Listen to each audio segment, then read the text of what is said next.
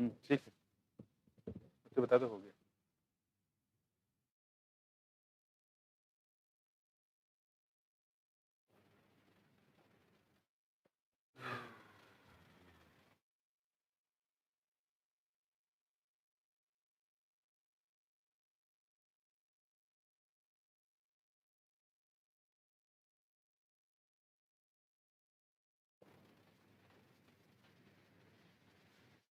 एक ऊपर मॉडल था ना? देखो।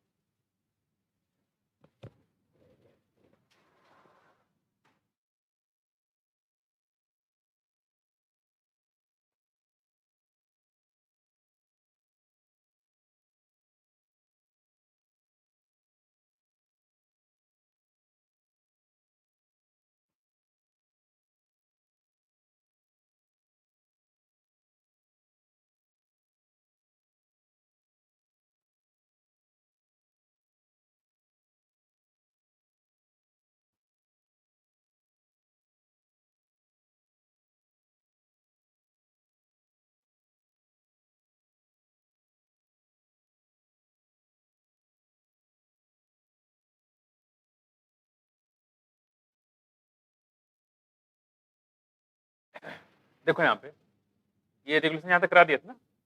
रेगुलेशन आप यहीं से स्टार्ट करना है, ठीक है?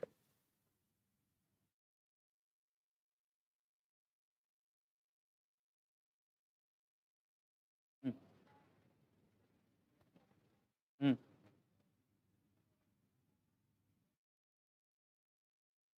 हुँ, हुँ, तभी स्टार्ट होगा।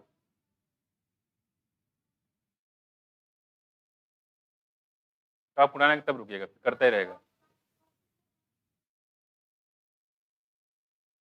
हाँ, उसके बाद वाला पोर्शन, वो भी तो यूटीआर होता है। हाँ, आवाज़ आ रही है? माना माइक ऑन, ठीक है? हाँ, क्या बता रहे? हाँ, जितना अंदर का होगा उससे ट्रांज़िशन होगा, वही तो होता है ट्रांसलेशन यूनिट। और उसके पहले वाला यानी कि जो इनिशियल उड़ान के पहले और स्टॉप उड़ान के बाद जो होता है, वो यूटीआर होता है। बस में कुछ? और उसका जो है, कौन-सा? 1 मिनट रुको।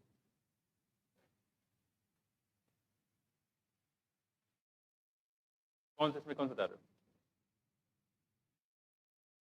ये? हाँ,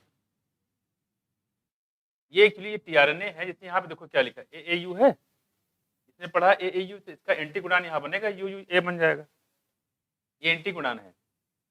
मैं ये क्या है, एंटी उड़ान जो ये पढ़ेगा जिस फॉर्म में, ठीक है? उसके बाद जो टीआरएनए इसको जब पढ़ लेगा तो इसको ये लगेगा कि नहीं, तो ये आर्सिन की बात, एस्पराजीन की बात कर रहा है। ये एस्पराजीन को जाके साइटोप्लाज्म को लेके आएगा। जैसे यहाँ पे 2 लग गए थे, 1, 2, फिर इसको लाके जोड़ेगा। फिर तीसरा दूसरा टीआरएनए होगा, फिर उसको लेके आएगा। ऐसे होता है कहानी। अब समझ आया? हैं? इसे जोड़ा नहीं, देखो ये जुड़ा। बस अब इसको धीरे-धीरे लेके यहाँ पे यहाँ लगाएगा, ठीक है? फिर जोड़ देगा। फिर दूसरा कोई टीआरएनए और होगा, फिर और लेके फिर चलती जाएगी और ये पूरा निकलता चला जाएगा। ये है कहानी, समझ में?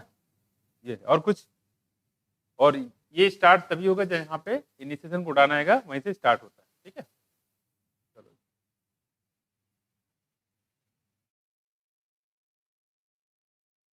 अब आ जाते हैं रेगुलेशन ऑफ जीन एक्सप्रेशन। यहाँ देखो,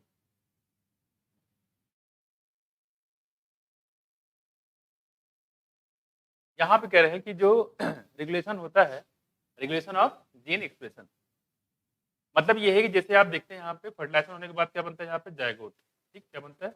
जायगोट बनता है। और जायगोट से देखते हैं यहाँ पे क्या बन जाता है, पूरा ये ऑर्गेजम बन जाता है, ठीक, ये ऑर्गेजम बन जाता है।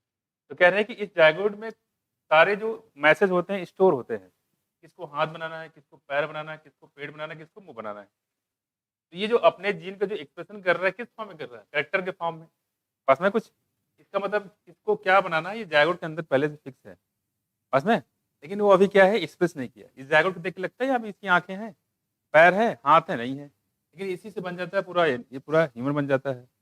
यानी कि अपने जीन को ही एक्सप्रेस करता है, लेकिन ये पता नहीं चल रहा है। इसके अंदर अगर पूछे कि क्या पैर बनाने वाले जीन है, तो कहोगे नहीं, हमें पता ही नहीं है, ठीक है? तो ये जब ये इस फॉर्म में आता है, तब आपको लगता है अच्छा ठीक है, ये पैर बन गया, हाथ बन गया, इसका जो मैसेज था कि पैर बनाना है, हाथ बनाना है, ये पहले से इसमें स्टोर था।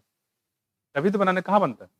इसमें तो हो सकता है मान लो कोई पत्तियाँ निकल आती, ठीक है? या हो सकता है कोई फ्रूट लग जाता, ऐसा होता, ठीक है? लेकिन ये पेड़ होता तो हो जाता इसमें, उसमें वैसे सीड होता है, नॉर्मल सीड है, ये सीड है और इस सीड से मान लो ये नया प्लांट तैयार होगा ये।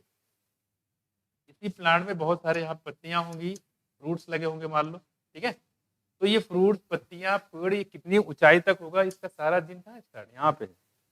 इसमें स्टोर है, पास में कुछ। तो ये जो इसके अंदर अब ये कहेंगे क्या इसमें से रूट बनेगा कोई पार्ट? तो बिल्कुल रूट नहीं बनेगा, लेकिन रूट बनाने वाले जीन मौजूद हैं। इसमें पत्तियां बने तो पत्तियां नहीं, लेकिन पत्तियां बनाने वाले इसमें जीन मौजूद तभी तो बनी है। यहाँ पे जीन है लेकिन आपको नजर नहीं आ रहा है। ये अपने करेक्टर को ये इस फॉर्म में जब आएगा तब नजर आएगा। ये अपने करेक्टर जायगोट था, जायगोट लेकिन नजर नहीं आ रहा है कि इससे क्या बनने वाला है। जायगोट से क्या इसकी आंखें बनेंगे, हाथ पैर बने, क्या बनेंगे मुझे बिल्कुल पता नहीं है।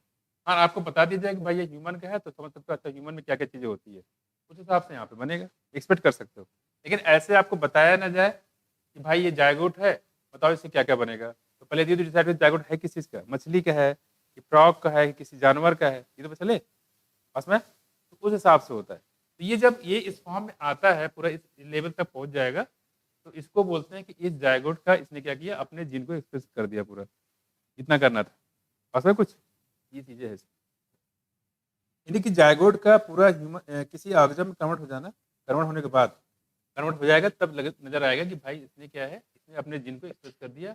इसके अंदर हाथ पैर बनाने वाले जीन थे, हाथ पैर बना दिया। पेड़ बनाने वाले जीन थे, पेड़ बना दिया। मुंह बनाने वाले जीन थे, मुंह बना दिया। जैसे इसके अंदर बात करेंगे, मान लो किसी प्लांट का रहा होगा, जायगोट था मान लो सपोज दैट, ठीक है? तो इसके अंदर था, तो इसको जो है रूट बनाना था, इसने रूट बना दिया। इसके अंदर फ्रूट को बनाने वाले जीन इसके अंदर मौजूद थे, इसने फ्रूट बना दिया। लीफ बनाने वाले जीन मौजूद थे, लीफ बना दिया। उसमें मतलब ये कहने मतलब है कि ये सारे कैरेक्टर इसके जायगोट के अंदर स्टोर थे जीन फॉर्म, क्रोमोसोम के फॉर्म में, डीएनए के फॉर्म में। उसमें तो ये जो जायगोट से अपने फुली फॉर्म में आ जाना, चाहे प्लांट पर चाहे किसी में जिस ऑर्गेनिज्म का हो, उसी को हम लोग बोलते हैं जीन एक्सप्रेशन। अब सुना है कुछ, ये है पूरी कहानी, ठीक है? इसको थोड़ा सा ध्यान रखिएगा। खैर, और इसे यहाँ पे देखते हो, यहाँ पे तो ऐसा नहीं होता कि इसके अंदर कोई सींग निकल आता है।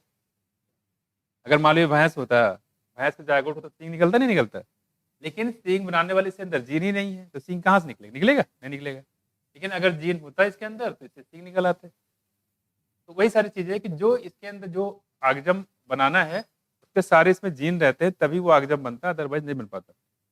उसमें इसमें अब नॉर्मलिटी होती तो चीजें अलग दिखाई देती है। मैं खैर, तो यही हम लोग बात करें, तो यहाँ से जायगोट से लेकर इस करेक्टर तक आना, इसको बोलते हैं जीन एक्सप्रेशन। अब देखो यहाँ पे, ये तो मैंने बताया जनरल टर्म में, अभी क्या होता है।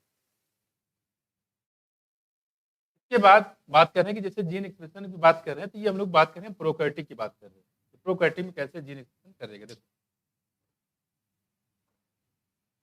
Regulation of gene expression, regulation of gene expression refer to very broad term that may occur at various level.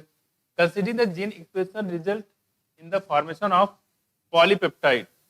Gene expression का मतलब होता है पॉलीपेप्टाइड बनाना, और पॉलीपेप्टाइड का मतलब क्या होता है? प्रोटीन। क्या होता है? प्रोटीन। और हमने ये चीज बताया यहाँ पे कि जो डीएनए होता है, ठीक है, डीएनए से क्या बनता है? एमआरएनए बनता है, और एमआरएनए से क्या बनता है? प्रोटीन बनता है। क्या बनेगा? प्रोटीन। डीएनए से हमारे से प्रोटीन बन जाता है। अब देखो क्या है इसमें, इसमें यहाँ पे ये है कि अब देखो प्रोटीन क्या है? प्रोटीन बोले इसे क्या बोलते हैं? पॉलीपेप्टाइड। पॉलीपेप्टाइड ये जो लिखा हुआ है देखो ये, तो अगर डीएनए से पॉलीपेप्टाइड बन जाएगा तो इसको हम लोग बोलेंगे क्या? इसका जीन एक्सप्रेशन हो गया है। और पॉलीपेप्टाइड या प्रोटीन किस फॉर्म में दिखेगा? जैसे मैंने बताया कि इसके हाथ बन गए, इसके पैर बन गए, वो क्या था? प्रोटीन ही था। उसके लिए वो ऐसा प्रोटीन बना तब जाके वो बनता है। हाथ पैर बनाने वाले प्रोटीन होते तब जाके हाथ पैर वाले प्रोटीन बनते हैं। उसमें ये चीज कहानी है। तो हमें क्या करना है? डीएनए से ये प्रोटीन बनाना है। अगर ये बन जाए इस मतलब जीन एक्सप्रेस हो गया। प्लांट से, सॉरी, जो जायगोट था, जायगोट से मान लो प्लांट तैयार हो गया, ठीक है, तो प्लांट जो है, प्लांट बनाने वाले प्रोटीन होते हैं, पास में कुछ ये चीजें होती है। खैर, it can regulate eight several levels in eukaryotic. अगर यूकैरियोटिक की बात करें तो कई लेवल पे इसको रेगुलेट कर सकते हैं यूकैरियोटिक में, लेकिन the regulation could be exerted at, यहाँ देखो यूकैरियोटिक में अगर बात करें तो इसको 4 लेवल पे रेगुलेट कर सकते हैं। मतलब क्या है इसका कि डीएनए से प्रोटीन बनने को रोक सकते हो आप। मैं कितने लेवल पे? यहाँ से यहाँ तक आने में जितने स्टेप पे गुजरना पड़ता है किसी स्टेप पे रोक दो। आप डीएनए से रेप्लिकेशन ना करने दो, डीएनए से ट्रांसक्रिप्शन ना करने दो। जब ट्रांसक्रिप्शन नहीं होगा तो ये बनेगा, ठीक है। और एमआरएनए से प्रोटीन ना बनने दो, जब ट्रांसलेशन नहीं होगा तो प्रोटीन बनेगा नहीं बनेगा। तो किसी भी लेवल पे अगर इसको आप रोक दोगे, ठीक है, तो इसको फिर ये प्रोटीन नहीं बन पाएगा। इसी को बोलते हैं कंट्रोल करना। यहाँ देखो ट्रांसक्रिप्शन लेवल, यहाँ देखो आप इसको ट्रांसक्रिप्शन लेवल पे रोक दो। जैसे मान लो यहाँ मैंने बताया आपको, देखो ये, तो आप इसका ट्रांसक्रिप्शन ना होने दो, ना एमआरएनए बनेगा ना प्रोटीन बनेगा। और देखो प्रोसेसिंग लेवल, ठीक है। आप मैंने क्या बताया था, जैसे हमने यूकैरियोटिक की बात किया था, तो वहाँ क्या बताया, डीएनए क्या बनता है, एचएनआरएनए। एचएनआरएनए क्या बनता है, एमआरएनए। एमआरएनए से प्रोटीन। एचएनआरएनए में हमने बहुत सारी प्रोसेसिंग की थी, जैसे स्प्लाइसिंग, जैसे कैपिंग, जैसे टेलिंग, ठीक है, सारी प्रोसेसिंग की थी तब जाके बना था। तो वही कह रहे हैं अगर यूकैरियोटिक की बात करें तो वहाँ पे आप प्रोसेसिंग अगर नहीं होगा तो एचएनआरएनए से एमआरएनए बनेगा नहीं बनेगा। मतलब आप यहाँ रोक दो, देखो यहाँ पे ये, ठीक है, तो ये नंबर 2 हो गया कि आप प्रोसेसिंग लेवल पे रोक दोगे। ये नंबर 1 हो गया कि ट्रांसक्रिप्शन लेवल पे रोक दोगे, है कि नहीं। जब ये नहीं बनेगा, एचएनआरएनए से एमआरएनए बनेगा, प्रोटीन कहाँ से बनेगा, बनेगा नहीं बनेगा। और देखो आगे तीसरा कह रहे हैं यहाँ पे, देखो transport of mRNA from nucleus to the cytoplasm. अब देखो यहाँ पे ये जो एमआरएनए बन रहा है कहाँ बन रहा है, न्यूक्लियस के अंदर। ये देखो मान लो न्यूक्लियस है, ठीक है, यहाँ बन रहा है एमआरएनए, मान लो ये बन गया 5 प्राइम हो गया, ये 3 प्राइम हो गया, ठीक। कह रहे कि एमआरएनए कहाँ बना है, न्यूक्लियस के अंदर। ये है न्यूक्लियस, ठीक है, न्यूक्लियस के अंदर एमआरएनए बन गया। और बाहर क्या है इसके, बाहर क्या है, साइटोप्लाज्म। क्या है, साइटोप्लाज्म। और आपको पता है यहाँ पे होता है न्यूक्लियर पोर। क्या होता है, न्यूक्लियर पोर। यहाँ देखो पेरी न्यूक्लियर स्पेस, हमने बताया था, यहाँ देखिए, ठीक है, ये है, ठीक। अब ये जो एमआरएनए है, अगर एमआरएनए से प्रोटीन तब बनेगा जब वहाँ पे अमीनो एसिड होगा। अब न्यूक्लियस के अंदर तो प्रोटीन होता नहीं, अमीनो एसिड होता कहाँ, साइटोप्लाज्म में। यहाँ से एमआरएनए जो है, देखो ये यहाँ, ये एमआरएनए निकल कहाँ आएगा, साइटोप्लाज्म में आएगा। देखो ये आया, ये 3 प्राइम हो गया और ये 5 प्राइम हो गया, ठीक है, 5 प्राइम हो गया और 3 प्राइम हो गया। अब देखो क्या है, यहाँ से ये बाहर आ गया, इसको बोलते हैं यहाँ पे, हाँ, इसको बोलते हैं ट्रांसपोर्ट। कौन नंबर होगा, देखो ये हो गया कौन सा, तीसरा नंबर। यानी कि न्यूक्लियस से बाहर साइटोप्लाज्म में नहीं हो पाएगा, ठीक है। तो फिर आगे क्या होगा, ट्रांसलेशन, यहाँ ट्रांसलेशन हो पाएगा नहीं हो पाएगा, इसलिए बोला कौन सा, ट्रांसलेबल। तो देखो ट्रांसलेशन लेवल, चौथा कौन सा हो गया, ट्रांसलेशन लेवल। देखो यानी कि ये जो ट्रांसलेशन मतलब कहाँ पे, साइटो, जैसे मान लो यहाँ पे आ गया, इसके बाद इससे क्या है, प्रोटीन बनाना है, तो ये वाला लेवल हो गया हमारा, कौन सा हो गया, ये 4।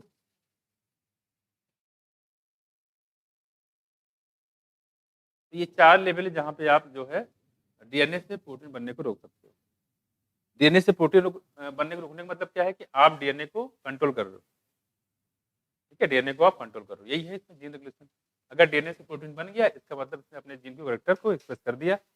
अगर डीएनए से यानी न्यूक्लियस से, अगर मान लो डीएनए से कोई प्लांट बन गया, इसका मतलब उसने अपने जीन को एक्सप्रेस कर दिया। उसमें ये चीजें है, कहानी है मैं। तो यही कहने कि यहाँ पे कौन से लेवल पे आप इसको रोक सकते हो, जीन एक्सप्रेशन को बोलें या आप अपनी भाषा में समझो कि डीएनए से प्रोटीन बनने को रोके। तो यूकैरियोटिक में डीएनए से प्रोटीन बनने को रोकने के लिए कई स्टेप पे काम कर सकते हैं। मैंने पहले कौन सा बताया, देखो यहाँ पे आप ट्रांसक्रिप्शन ना होने दो, ट्रांसक्रिप्शन नहीं होगा तो एमआरएनए नहीं बनेगा, एमआरएनए नहीं बनेगा तो प्रोटीन नहीं बनेगा। दूसरा स्टेप कहाँ था, देखो दूसरा स्टेप यहाँ थे, इसको बोलते थे प्रोसेसिंग। प्रोसेसिंग ना होने दो, यानी कि एचएनआरएनए से एमआरएनए ना बनने दो, ठीक है। जब एचएनआरएनए से एमआरएनए नहीं बनेगी तो इसका मतलब प्रोसेसिंग नहीं हो पाएगी, क्लियर हुआ। और देखो तीसरा कहाँ गया, हाँ देखो तीसरा था ट्रांसपोर्ट लेवल, यानी कि न्यूक्लियस के अंदर तो एमआरएनए बनता है ट्रांसक्रिप्शन से, लेकिन इसको जो है साइटोप्लाज्म में नहीं आने दोगे। जब साइटोप्लाज्म में नहीं आने दोगे, उसका ट्रांसलेशन होगा नहीं होगा, इसको बोलते हैं कौन सा हम लोग, ट्रांसपोर्ट लेवल। और चौथा कौन सा होगा हमारा, चौथा, और अगर मान लो ये न्यूक्लियस से बाहर आ भी गया है तो यहाँ पे आप इसको ट्रांसलेशन ना होने दो, यानी कि एमआरएनए से प्रोटीन ना होने दो, मैं तो ये 4 लेवल हो गया, ठीक है, उसको ध्यान रखिएगा।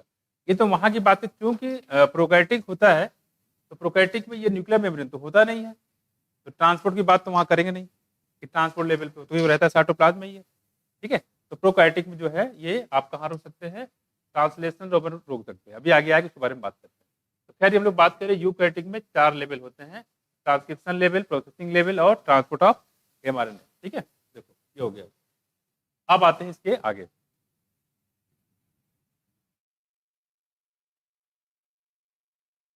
यूकैरियोटिक में 4 लेवल पे आप जो है जीन एक्सप्रेशन को कंट्रोल कर सकते हो, जीन को रेगुलेट कर सकते हो, ये कह सकते हो डीएनए से प्रोटीन बनने को रोक सकते हो, ठीक, यही है।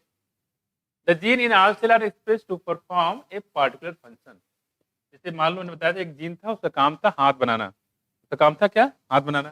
तो आप क्या करोगे, हाथ बनाने को रोक दोगे, है ना। तो कितने लेवल पे, 4 लेवल। जीन का काम था पैर बनाना, आप पैर बनाने को रोक सकते हो, कितने लेवल पे, 4 में से किसी भी लेवल पे, है ना, ये चीज है कि the gene in cell are express to perform a particular function. यहाँ देखो उसी बात करें यहाँ पे, और a set of function, particular function, ये बहुत सारे फंक्शन का सेट हो। फॉर एग्जांपल, जैसे if an enzyme called the beta galactosidase, मान लो कोई एंजाइम है, इसका नाम है बीटा गैलेक्टोसाइडेज, ठीक है। क्या देखो, इज सिंथेसाइज, अच्छा बीटा गैलेक्टोसाइडेज है क्या, ये बताओ, एंजाइम है, मतलब क्या है, प्रोटीन है, और प्रोटीन बनाने वाला कोई एमआरएनए होगा, और एमआरएनए बनाने वाला कोई डीएनए होगा, उसमें आया। तो ये कह रहे हैं कि ये एंजाइम है प्रोटीन, यानी कि बीटा गैलेक्टोसाइडेज, और ये कौन सिंथेसाइज करता है, ई कोलाई, कौन, ई कोलाई, ठीक है। और काम क्या देखो, it is used to catalyse the hydrolysis, ये करता है क्या देखो, hydrolysis of a disaccharide lactose, ये लैक्टोज की हाइड्रोलिसिस करता है, यानी लैक्टोज को तोड़ता है, किसमें, गैलेक्टोज में, और किसमें, ग्लूकोज में। ये लैक्टोज को ग्लैक्टोज और ग्लूकोज में तोड़ने का काम करता है। और देखो आगे, मतलब ये होगा कि अगर ये एंजाइम नहीं होगा तो क्या गैलेक्टोज बन पाएगा, ग्लूकोज बन पाएगा, तो ग्लूकोज नहीं बनेगा तो आगे से एनर्जी नहीं मिलेगी, अगर ग्लूकोज नहीं बनेगा क्या मिलेगा, इससे आगे एनर्जी मिलेगी तो उसकी डेथ हो जाएगी। तो ये ग्लूकोज का जो है, सॉरी, ये एंजाइम को बनना जरूरी है, ठीक, देखो यहाँ पे करेंगे। अब हमें ये बनाना है एंजाइम, यानी bacteria uses them as a source of energy, और बैक्टीरिया इसको क्या यूज करता है, as a source of energy, ठीक है, किसको, ग्लूकोज को, गैलेक्टोज को। Hence if the bacteria do not have lactose, यानी कि अगर इसके पास लैक्टोज ना हो, क्या ना हो, लैक्टोज, लैक्टोज है क्या, याद, लैक्टोज शुगर है ना, lactose around them to be utilise for energy source, they would no longer require the synthesis of enzyme. तो कहने में अगर लैक्टोज नहीं है, ठीक है, तो उसको एंजाइम बीटा गैलेक्टोसाइडेज बनाने की जरूरत नहीं है। भाई एंजाइम बना के करोगे क्या, ठीक है। यहाँ पे हम लोग बात कर रहे हैं, यहाँ पे देखो कह रहे हैं कि अगर ये लैक्टोज ही नहीं है, भाई इसका काम क्या था, लैक्टोज को तोड़ना, लेकिन कह रहे हैं कि जब लैक्टोज ही नहीं तो इस एंजाइम बना के करो क्या, मतलब डीएनए साहब एंजाइम, ये प्रोटीन बनाने की जरूरत नहीं है, एंजाइम बीटा गैलेक्टोसाइडेज। अब लोग क्या करें यहाँ पे, in simple term it is the metabolic physiological and environmental condition. क्या कहते देखो यहाँ पे, metabolic physiological and environmental condition, क्या मतलब, अगर लैक्टोज होगा तभी इस एंजाइम को बनाने की जरूरत पड़ेगी, अगर नहीं है तो इस एंजाइम को बनाने की जरूरत नहीं पड़ेगी। देखो that regulate the expression of gene, जो एक्सप्रेशन ऑफ जीन को कंट्रोल करता है। The development and differentiation of embryo into adult, ये डेवलपमेंट को मार्क कर लो, इंपॉर्टेंट है ये पूछा गया, the development and differentiation of embryo, जो एम्ब्रियो होता है, इनटू एडल्ट ऑर्गेनिज्म, बताया था हमने, जायगोट ले लो या एम्ब्रियो ले लो, के development and differentiation of embryo का डेवलपमेंट और डिफरेंशिएशन किसमें, एडल्ट ऑर्गेनिज्म में, are also result of the quantitative regulation of expression of several gene of several set of genes, ठीक है, थोड़ा सा इंपॉर्टेंट है। ये कह रहे हैं कि जो ये कोऑर्डिनेशन रेगुलेशन होता है, ठीक है, और बहुत सारे सेट ऑफ जीन का इसमें कंट्रीब्यूशन होता है, ठीक। अब देखो आगे, ये तो हम लोग बात करते हैं यूकैरियोटिक में, इसमें यूकैरियोटिक में, ठीक है। अब कह रहे हैं प्रोकैरियोटिक में क्या होता है, देखो कह रहे हैं कि प्रोकैरियोटिक की बात करते हैं control of rate of transcriptional initiation. Rate of transcriptional initiation is the predominant site for control of gene expression. Rate of transcriptional initiation. अब दो कह रहे हैं अगर प्रोगेटिंग की बात करें, ठीक है, तो जो ट्रांसक्रिप्शनल लेवल होता है वहां पे इसको आप रोक सकते हो। यूकैरियोटिक में 4 लेवल पे रोक सकते हो और इसमें कहाँ रोक सकते हैं? Transcription level. देखो यहाँ पे rate of transcription initiation is the predominant site for control of gene expression. ठीक है, अब कह रहे हैं इन ट्रांसक्रिप्शन यूनिट, यहाँ देखो the activity of RNA polymerase at a given promoter is the turn regulated by interaction with एसएस3 protein.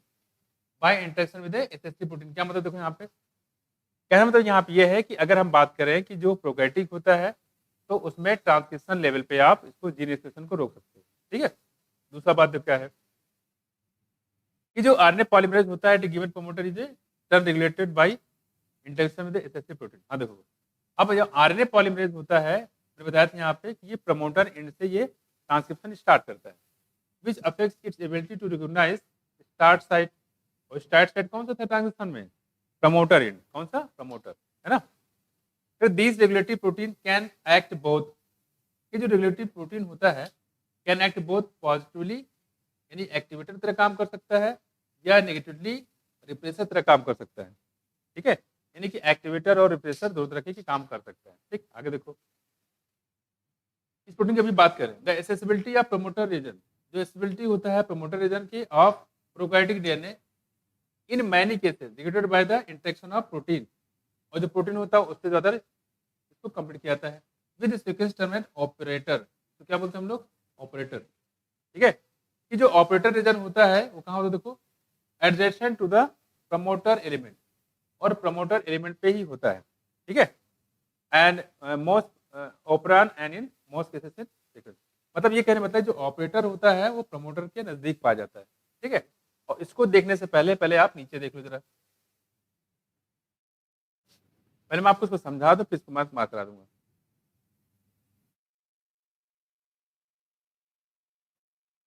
तो पूरा करा देते हैं। देखो हाँ, तो ये करें यहाँ पे, ये तो हो गया इसका लेवल बात करें हम लोग यहाँ पे। Prokaryotic DNA in many cases regulated by the interaction of protein with sequence term as operator. The operator region is adjacent to the promoter element in most operands and most cases. The sequence of the operator bind to repressor protein. और जो operator होता है किससे bind करता है? किससे? Repressor protein से। ठीक है, अब इसको छोड़ दो, पहले 10 समझ लो, अभी समझ में आएगा नहीं। पहले इसको समझा देते फिर आगे करते हैं। पहले इसको समझ लो, ये है लैग ऑपरेट मॉडल, ये भी चीज समझना है। देखो पहली चीज तो समझो ये है क्या। ये जो इकोलाई है उसका क्या है? ये उसका ये डीएनए है। क्या है? डीएनए। ध्यान समझना, यहाँ पे ये दिया हुआ है, ये ध्यान रखिएगा, ये है डीएनए। ठीक है, और हमने जब पीछे पढ़ा था वहां बताया था कि जो यहाँ पे क्या लिखा हुआ है, ये जो आई लिखा होता है ये देखिए, ये क्या है? ऑपरेटर। ये क्या है? पॉलीमरेज। ठीक है, पॉलीमरेज। जेड जो है जीन का नाम है, वाई कई सारे जीन दिए हुए हैं।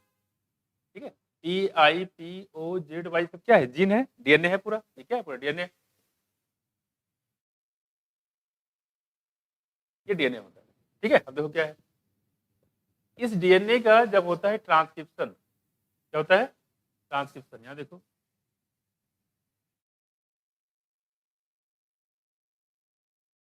ट्रांसक्रिप्शन, तो इसमें जो आई जीन होता है, क्या आई जीन जो होता है ये क्या करता है? देखो इसको बोलते हैं रेगुलेटरी जीन। क्या बोलते हैं? Regulatory gene. कैसे बोलते हैं? House keeping gene.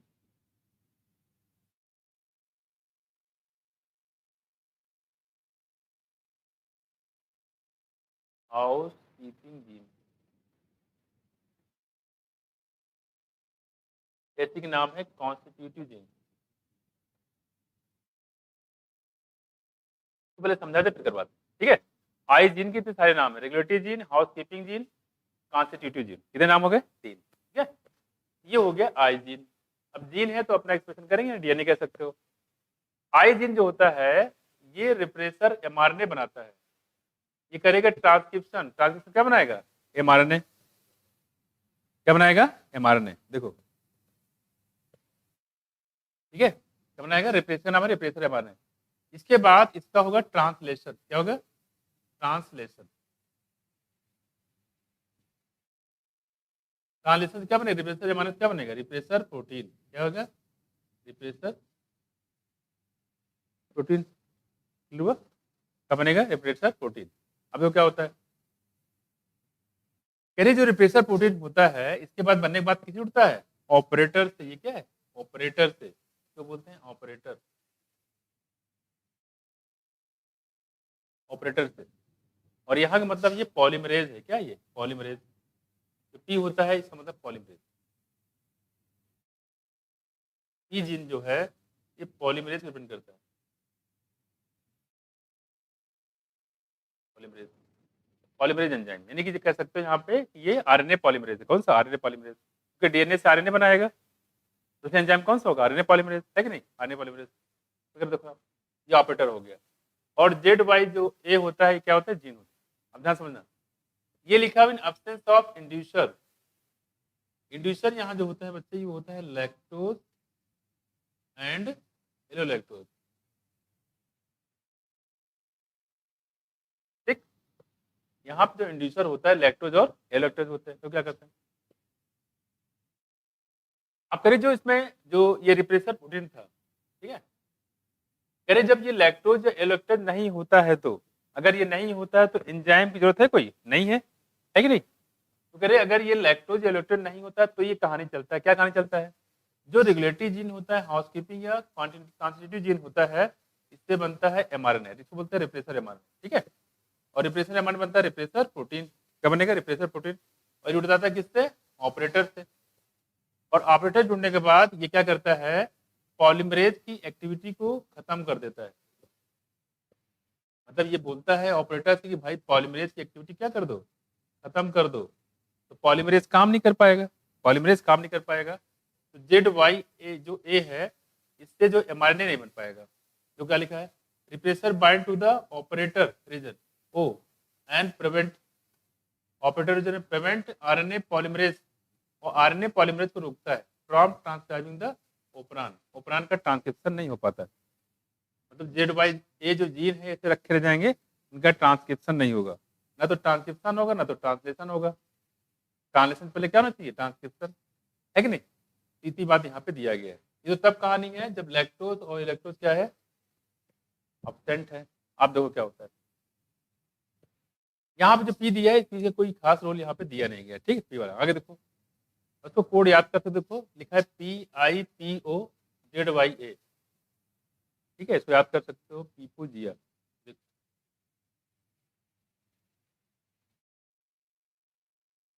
पीपोजिया कोई मतलब नहीं है,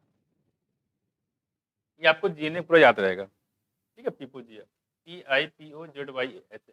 ठीक है, और यहाँ पे ए जो है स्मॉल से लिखा है, इसको स्मॉल लिखा है। ये देखो ZYA। क्या कर रहे देखो यहाँ पे, ये तो तब था जब यहाँ पे क्या नाम है? लैक्टोज नहीं था।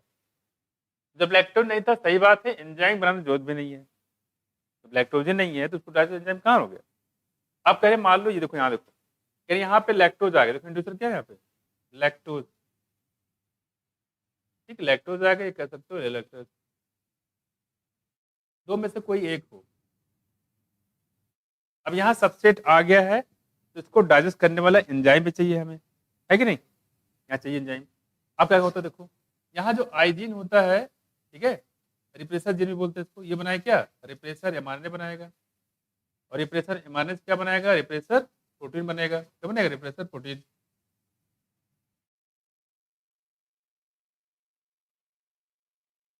ठीक, क्या बनेगा? Repressor protein. अब देखो क्या होता है, रिप्रेसर प्रोटीन को जो इंड्यूसर होता है, ये इंड्यूसर, ये क्या कर देगा? स्पेस को इनएक्टिवेट कर दे। क्या कर देगा? इनएक्टिवेट कर देगा। क्या लिखा देखो? Inactive repressor. इन जो रिप्रेसर होता है उसको क्या कर देगा? इनएक्टिव कर दे। कौन? जो इंड्यूसर होता है लैक्टोइलेक्टोज, मतलब ये जो बना था रिप्रेसर प्रोटीन जो बना था, इसको क्या कर देगा? इनएक्टिवेट कर देगा, यानी कि इसको डिस्ट्रॉय कर देता है। इसको ये डिस्ट्रॉय कर देगा तो ऑपरेटर से कोई जुड़ पाएगा, और ऑपरेटर से कोई जुड़ नहीं पाएगा, तो जो आरएनए पॉलीमरेज होता है वो क्या होगा, फ्री होगा। तो आरएनए पॉलीमरेज फ्री होगा तो आरएनए पॉलीमरेज यहाँ पे काम करेगा। तो काम करने का मतलब क्या है, जो ZYA जीन है इससे बनाएगा लैक एमआरएनए। क्या बनाएगा, लैक एमआरएनए। लैक का मतलब यहाँ पे लैक्टोज है, यहाँ बनाएगा लैक एमआरएनए। अब देखो क्या है, जो जेड जीन होता है, जेड जीन, ठीक है, इन तीनों को मिला के बोलते हैं लैक एमआरएनए। इसका लैक एमआरएनए, इसका लैक एमआरएनए, इसका लैक एमआरएनए। अब तीनों कॉमन थे इसलिए एक ही लिख दिया है। अब क्या कर रहे हैं, तो जेड जीन होता है वो बनाएगा ट्रांसलेशन के बाद बीटा ग्लैक्टोसाइडेज। क्या, बीटा ग्लैक्टोसाइडेज। जो वाई जीन होता है ये वाला, देखो ये जो वाई जीन होता है ये बनाता है परमिएज। क्या बनाएगा, परमिएज। और जो ए जीन होता है ये बनाता है, क्या बनाएगा, ट्रांस एसिटाइलेज। क्या बनाएगा, ट्रांस एसिटाइलेज। अब देखो यहाँ पे ये जो बीटा ग्लैक्टोसाइडेज है ये क्या करेगा, देखो ये बन गया है। अब इसको लैक्टोज जो होता है, ठीक है, उसको किसमें चेंज कर देगा, बोलो, ग्लूकोज में और प्लस ग्लैक्टोज में।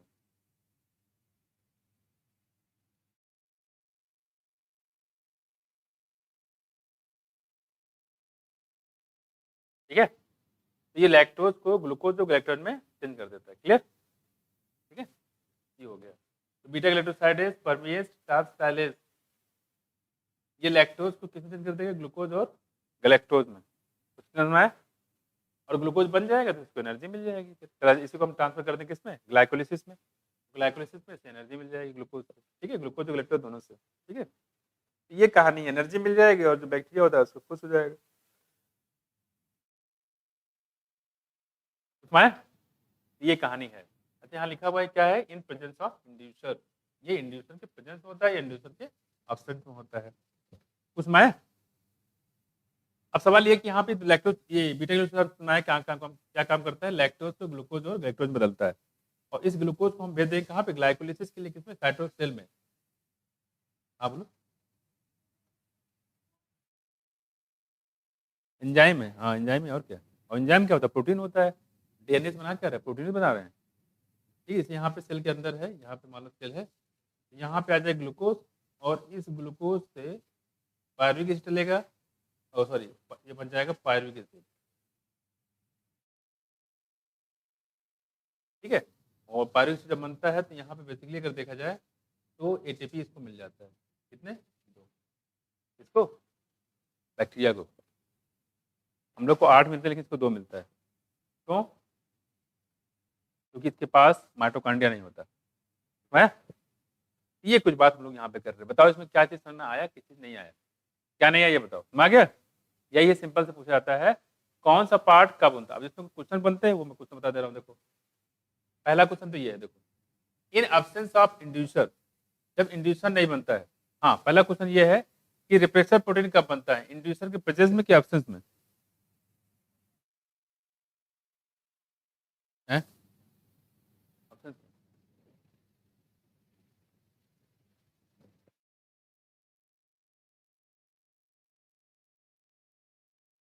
दोनों बनता है, इसमें मतलब ही नहीं है। यहाँ देखो, कहाँ देखते हो बच्चे, देखो ये रिप्रेसर प्रोटीन यहाँ बना, यहाँ पे बन रहा है, वैसे क्यों कह रहे हो नहीं बनता है। रिप्रेसर प्रोटीन तो दोनों बनता है, चाहे लैक्टोज हो चाहे ना, उससे मतलब ही नहीं है, बनता रहेगा हमेशा। ठीक है, अब दूसरा क्वेश्चन सुनो इसमें, कि जब लैक्टोज नहीं होता है तो रिप्रेसर प्रोटीन किससे जुड़ता है, ऑपरेटर से। तो जो आरएनए पॉलीमरेज होता है वो कैसा हो जाएगा, इनएक्टिवेट हो जाएगा। तो फिर क्या, जो जीन होते हैं तो क्या ट्रांसक्रिप्शन होगा, नहीं होगा, ट्रांसलेशन होगा, नहीं होगा। जब ट्रांसक्रिप्शन, ट्रांसलेशन किस बात का, तो ट्रांसलेशन नहीं हो पाता है तो ये बीटा ग्लैक्टोसाइडेज भी नहीं बन पाता है। इसमें है, कुछ नहीं बनेगा। ये जो देखो बीटा ग्लूकोज क्या करता है, लैक्टोज तो ग्लूकोज को ग्लैक्टोज में बदलता है। परमिएज क्या करता है, परमिबिलिटी बढ़ाता है। किसको, बीटा ग्लूकोसाइडेज की, पीछे लिखा परमिएज और पीछे परमिबिलिटी, ये परमिबिलिटी बढ़ाने का काम करता है।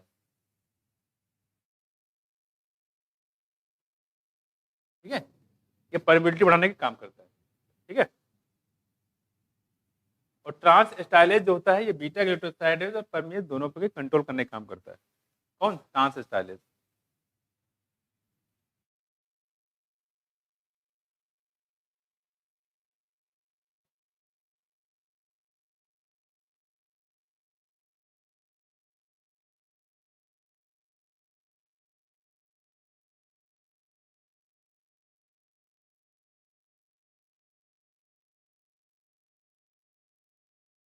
बीटा ग्लूकोसाइडेज और कौन सा? परमेज। तो बीटा ग्लूकोसाइडेज और परमेज को कंट्रोल करने का काम करता है। समझ में आया? अब देखो आगे। एक तो ये हो गया समझ में आया कि अच्छा एक चीज और पूछाता है कि जो इंड्यूसर कौन होता है? इंड्यूसर कौन होता है? लैक्टोज और एलो लैक्टोज। ठीक है, लैक्टोज और ध्यान रखिएगा, आई का मतलब इंड्यूसर नहीं है, आई है रेगुलेटरी जीन, हाउसकीपिंग जीन या कॉन्स्टिट्यूटिव जीन। क्लियर हुआ?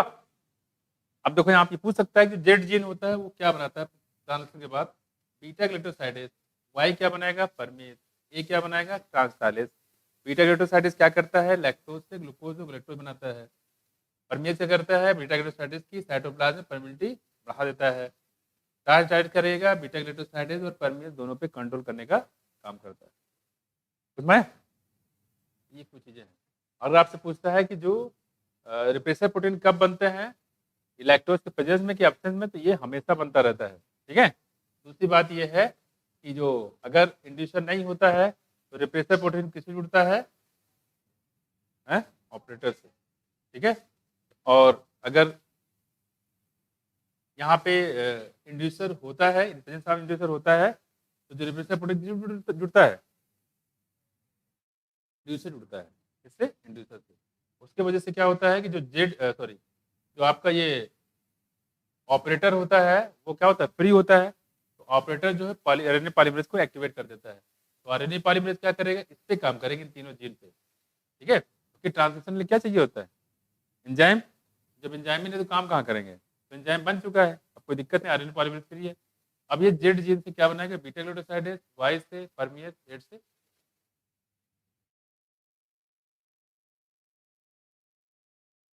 Repressor mRNA. ये रिप्रेसर एमआरएनए ये ब्लू वाला है लड़की, ये है, ये क्या नाम? रिप्रेसर प्रोटीन, ये वाला। हाँ जुड़ा तो देखो ना, जुड़ गया। ये देखो, ये येलो वाला था, इंड्यूसर था। इंड्यूसर रिप्रेसर प्रोटीन को इनएक्टिवेट करता है। इंड्यूसर जो है ये जो इसको क्या नाम है, इसको रोकता है। ठीक है। रिप्रेसर प्रोटीन को क्या करता है? डिस्ट्रॉय कर देता है। ये डिस्टर्ब कर रहा था ना जाके यहाँ पे, ऑपरेटर पे इनएक्टिवेट कर देता था। अब जो इसको इनएक्टिवेट करने वाले को पहले तोड़ दो, दिक्कत ये थी कि ताकि इससे डिस्टर्ब करता था इसको। लेकिन अब क्या हुआ, इसको इसने क्या कर दिया? इसको डाके इसको रोक दिया यहाँ पे। भाई साहब उसको रोक के रखो तभी काम हो पाएगा। उसने यहाँ पे रोक दिया, ऑपरेटर फ्री, पॉलीमरेज फ्री, काम कर जाएगा पूरा, यानी कि पूरा जीन एक्सप्रेशन कर जाएगा, यानी कि जो जीन होगा उससे प्रोटीन बन जाएगा। ये तो है जीन एक्सप्रेशन। उसमें आया? आ गया? ये सारी पूछ जाती है कि जो रिप्रेसर प्रोटीन कब बनता है, तो चाहे लैक्टोज हो, एलोलैक्टोज हो, चाहे नहीं हो। दूसरा पूछा जाता है इंड्यूसर कौन कौन होते हैं? लैक्टोज और एलोलैक्टोज होता है। तीसरा पूछा जाता है कि आई जीन का नाम क्या क्या है? रेगुलेटरी जीन, हाउसकीपिंग जीन और कॉन्स्टिट्यूटिव जीन। ठीक। फिर आपसे पूछेगा कि जब लैक्टोज या एलोलैक्टोज नहीं होता है तो रिप्रेसर प्रोटीन किससे बाइंड अप करता है? क्या बताओगे? ऑपरेटर से। फिर आरएनए पॉलीमरेज क्या होगा? इनएक्टिवेट हो जाएगा। इसकी वजह से जेड वाई जी ए जो है इसका ट्रांसक्रिप्शन नहीं होगा, इसका ट्रांसलेशन भी नहीं होगा। लेकिन जब यहाँ पे इंड्यूसर आ जाता है, यानी लैक्टोज लैक्टोज आ जाता है, तो जो आई जीन होता है यानी हाउसकीपिंग जीन, एक कॉन्स्टिट्यूटिव जीन, ये क्या कर देता है? रिप्रेसर एमआरएनए बनाएगा। ये तो हमेशा बनता है, यहाँ भी और यहाँ भी। इसका लैक्टोज एलोक्टोज से कोई लेना देना नहीं है। और इस रिप्रेसर एमआरएनए से ट्रांसलेशन होगा, ट्रांसलेशन से क्या बनेगा? Repressor protein. लेकिन इस रिप्रेसर प्रोटीन को जो इंड्यूसर होता है क्या कर देगा? इनएक्टिवेट कर देगा। ठीक है। मतलब ये कहने का है कि अगर इंड्यूसर ना आए तो क्या होगा? ये एंजाइम बनेगा? नहीं बनेगा। इसका मतलब ये एंजाइम बनेगा कि नहीं बनेगा, कौन डिसाइड कर रहा है? इंड्यूसर डिसाइड कर रहा है। ये भी पूछा जाता है, एंजाइम बनेगा कि नहीं बनेगा, ये इंड्यूसर डिसाइड कर रहा है। और इंड्यूसर है क्या? लैक्टोज, और लैक्टोज ये है क्या? सबस्ट्रेट।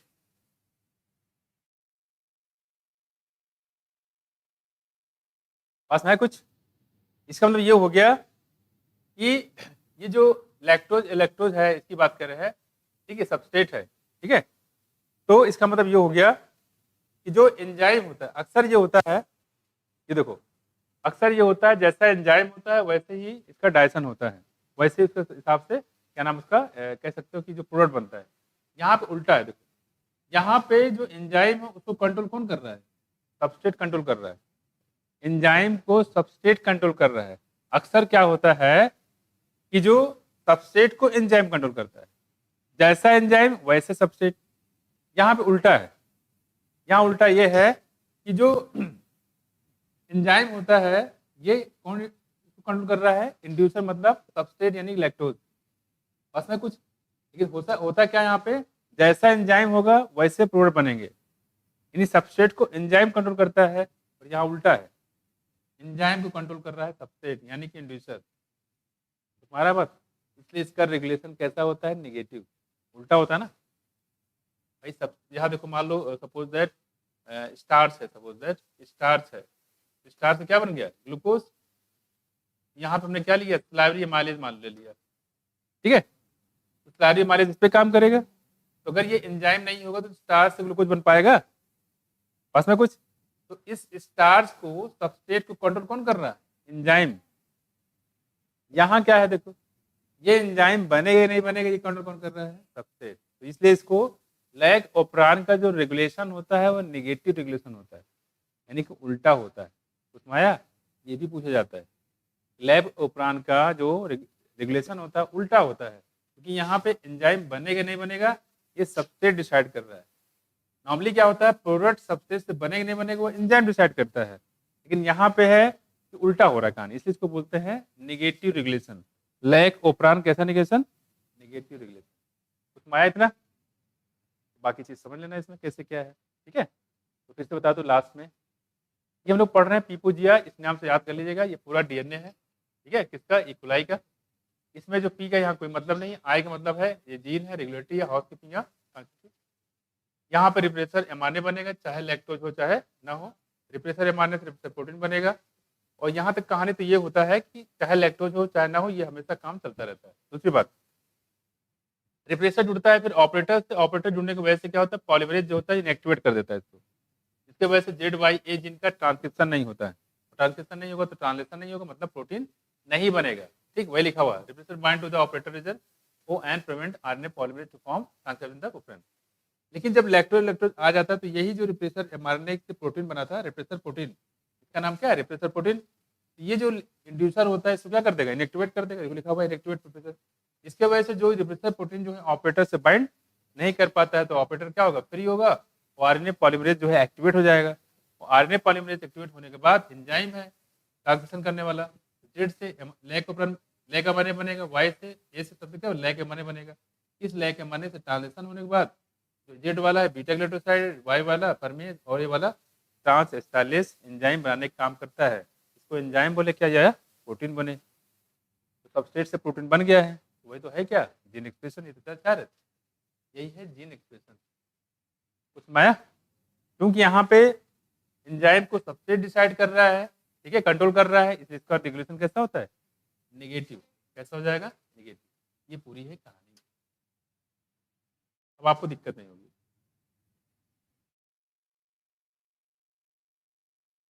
अब पीछे आपको दिखाते हैं, देखो अब आपको बताएंगे चीजें समझ में भी आएगी। जैसे यहाँ देखो, तो जो रिप्रेसर प्रोटीन होता है उसको रेगुलेटरी प्रोटीन भी बोला जाता है। बस में कुछ, तो किसको बना कौन रहा है? रेगुलेटरी जीन बना रहा है ना। देखो यहाँ देखो, ये लिखा हुआ देखो, ये जो रेगुलेटरी प्रोटीन हो गया कैन एक्ट बोथ, फिर ये पॉजिटिव भी होता है एक्टिवेटर, और नेगेटिव भी होता है। पॉजिटिव नेगेटिव दोनों होता है। कौन? Regulatory protein. रेगुलेटरी प्रोटीन कौन बना रहा है? रेगुलेटरी जीन, हाउसकीपिंग जीन, आई वाला। Responsibility of the promoter region of a prokaryotic DNA is many cases regulated by the interaction of protein with the sequence termed as operator. The operator region is adjacent to the promoter. अब याद आया कुछ? जो operator region होता है वो promoter के just नजदीक होता है। In most of the, promoter मतलब पॉलीमरेज की बात कर रहे हैं वही।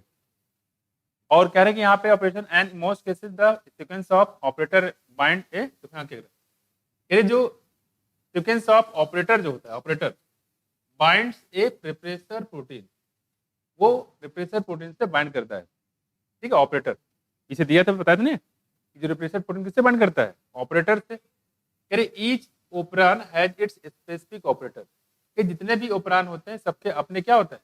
स्पेसिफिक ऑपरेटर होता है, यानी कि ऑपरेटर स्पेसिफिक होता है, ये कहने मतलब एंड स्पेसिफिक रिप्रेसर, और रिप्रेसर भी स्पेसिफिक होता है, ऑपरेटर भी स्पेसिफिक और रिप्रेसर भी specific.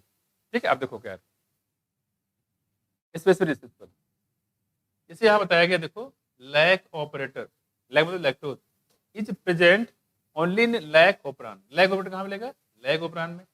And it interact specially with the lac repressor only, और ये सिर्फ और सिर्फ लैक रिप्रेसर बनाता है, यानी रिप्रेशन प्रोटीन बनाता है, लैक रिप्रेसर प्रोटीन।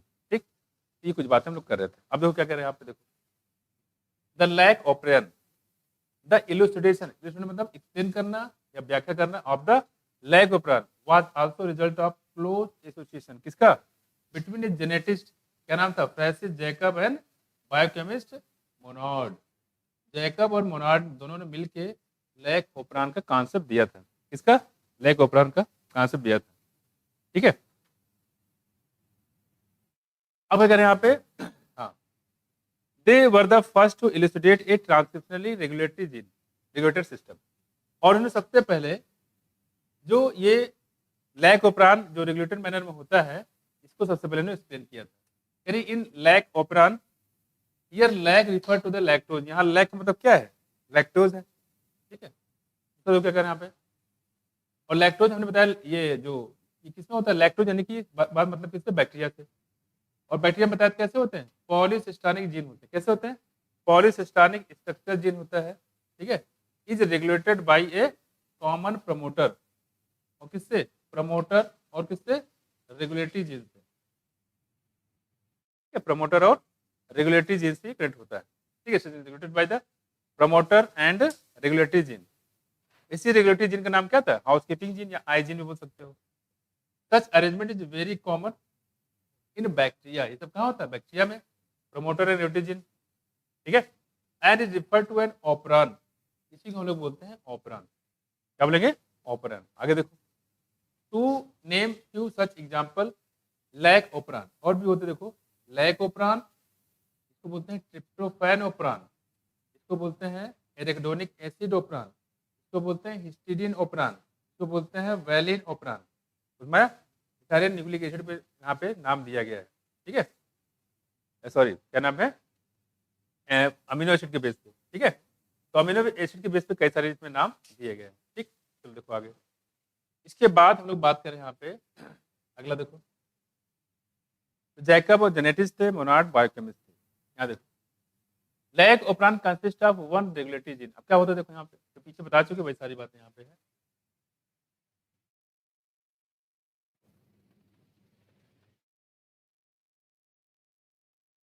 यहाँ देखो, lac operon consist of one regulatory gene. क्या होता है देखो, वन रेगुलेटरी जीन होता है। याद करिए, इसी रेगुलेटरी जीन का नाम क्या था? I gene.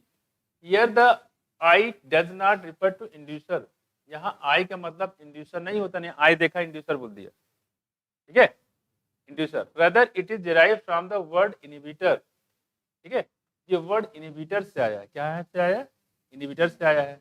And three structural gene, यानी इसमें तीन स्ट्रक्चरल जीन होते हैं। इनका नाम क्या है? जेड, वाई और ए। ठीक है, तीन स्ट्रक्चरल जीन होते हैं। The I gene code for the repressor, ये जो आई जीन होता है वो रिप्रेसर प्रोटीन को कोड करता है। लॉगोपेन याद पता है, जो आई जीन तो कौन सा प्रोटीन बनाता था? Repressor protein. तो आई जीन जो है रिप्रेसर प्रोटीन को कोड करता है। ठीक है, आगे देखो, फिर जो जेड जीन होता है कोड फॉर बीटा ग्लैक्टोसाइडेज, और जो जेड जीन होता है वो बीटा ग्लैक्टोसाइडेज बनाता है, इसको बीटा गैल भी बोल सकते हो, which is primary responsible for the hydrolysis of the disaccharide lactose. तो किस लिए जिम्मेदार होता है? लैक्टोज के हाइड्रोलिसिस के लिए जिम्मेदार होता है। Primary responsible for the hydrolysis of disaccharide lactose, जो लैक्टोज के हाइड्रोलिसिस के लिए जिम्मेदार होता है। देखो आगे देखो, इनटू इट्स मोनोमेरिक यूनिट, और किसमें? मोनोमेरिक मतलब कौन सा? ग्लूकोज और गैलेक्टोज, है कि नहीं? Galactose and glucose. यहाँ देखो, और वाई जिन क्या करता है देखो, बताया था हमने आपको, वाई जिन जो होता है कोड फॉर किसके लिए? परमिएस, परमिएस कोड करता है, which increases permeability of the cell to beta galactose. तो बीटा ग्लैक्टोसाइडेज के लिए सेल में बीटा ग्लैक्टोसाइडेज की परमिबिलिटी को बढ़ाने का काम करता है। उसकी परमिबिलिटी को बढ़ाने का काम करता है। देखो आगे, फिर ए जीन जो होता है वो किसके लिए होता है बताओ? ट्रांसस्टाइलेज। किसके लिए? ट्रांसस्टाइलेज। ठीक ध्यान रखिएगा। Hence all the three gene product in lac operon are required for metabolism of lactose. मतलब लैक्टोज के मेटाबॉलिज्म के लिए तीनों जीन का होना जरूरी है। मैं आप कह रहे कि in most other operon as well as gene present in the operon are needed together, यानी कि together to function in the same or related metabolic pathway. कह रहे कि यहाँ बात करें इन मोस्ट अदर ऑपरान, जो दूसरे जो ऑपरान होते हैं उसकी बात कर रहे हैं, as well as gene present in the operon are needed together to function in the same or related metabolic, मतलब इनको एक साथ काम करने की जरूरत यहाँ पे पड़ती है, the same or related metabolic pathway. जो आपने ऊपर देखा तो उसकी बात यहाँ पे कर रहा है। ठीक है, इसलिए मैंने आपको डायग्राम पहले बता दिया ताकि चीजें याद रहे।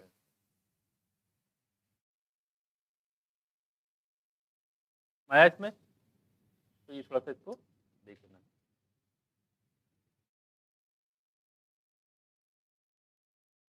ठीक है, इस फिगर में कोई पूछना तो पूछो। मैं आ गया? हाँ, बस यही है और क्या है। क्वेश्चन जो पूछ रहा है क्वेश्चन याद रखिएगा। लैक्टोज इज सबस्ट्रेट किसके लिए? For the enzyme beta glucosidase and it is regulated switching on और ऑफ ऑफ द ऑपरान। कहने मतलब ऑपरान चलेगा या नहीं चलेगा? ऑपरान चलेगा नहीं चलेगा कौन डिसाइड कर रहा है? ये सबस्ट्रेट डिसाइड कर रहा है। नहीं,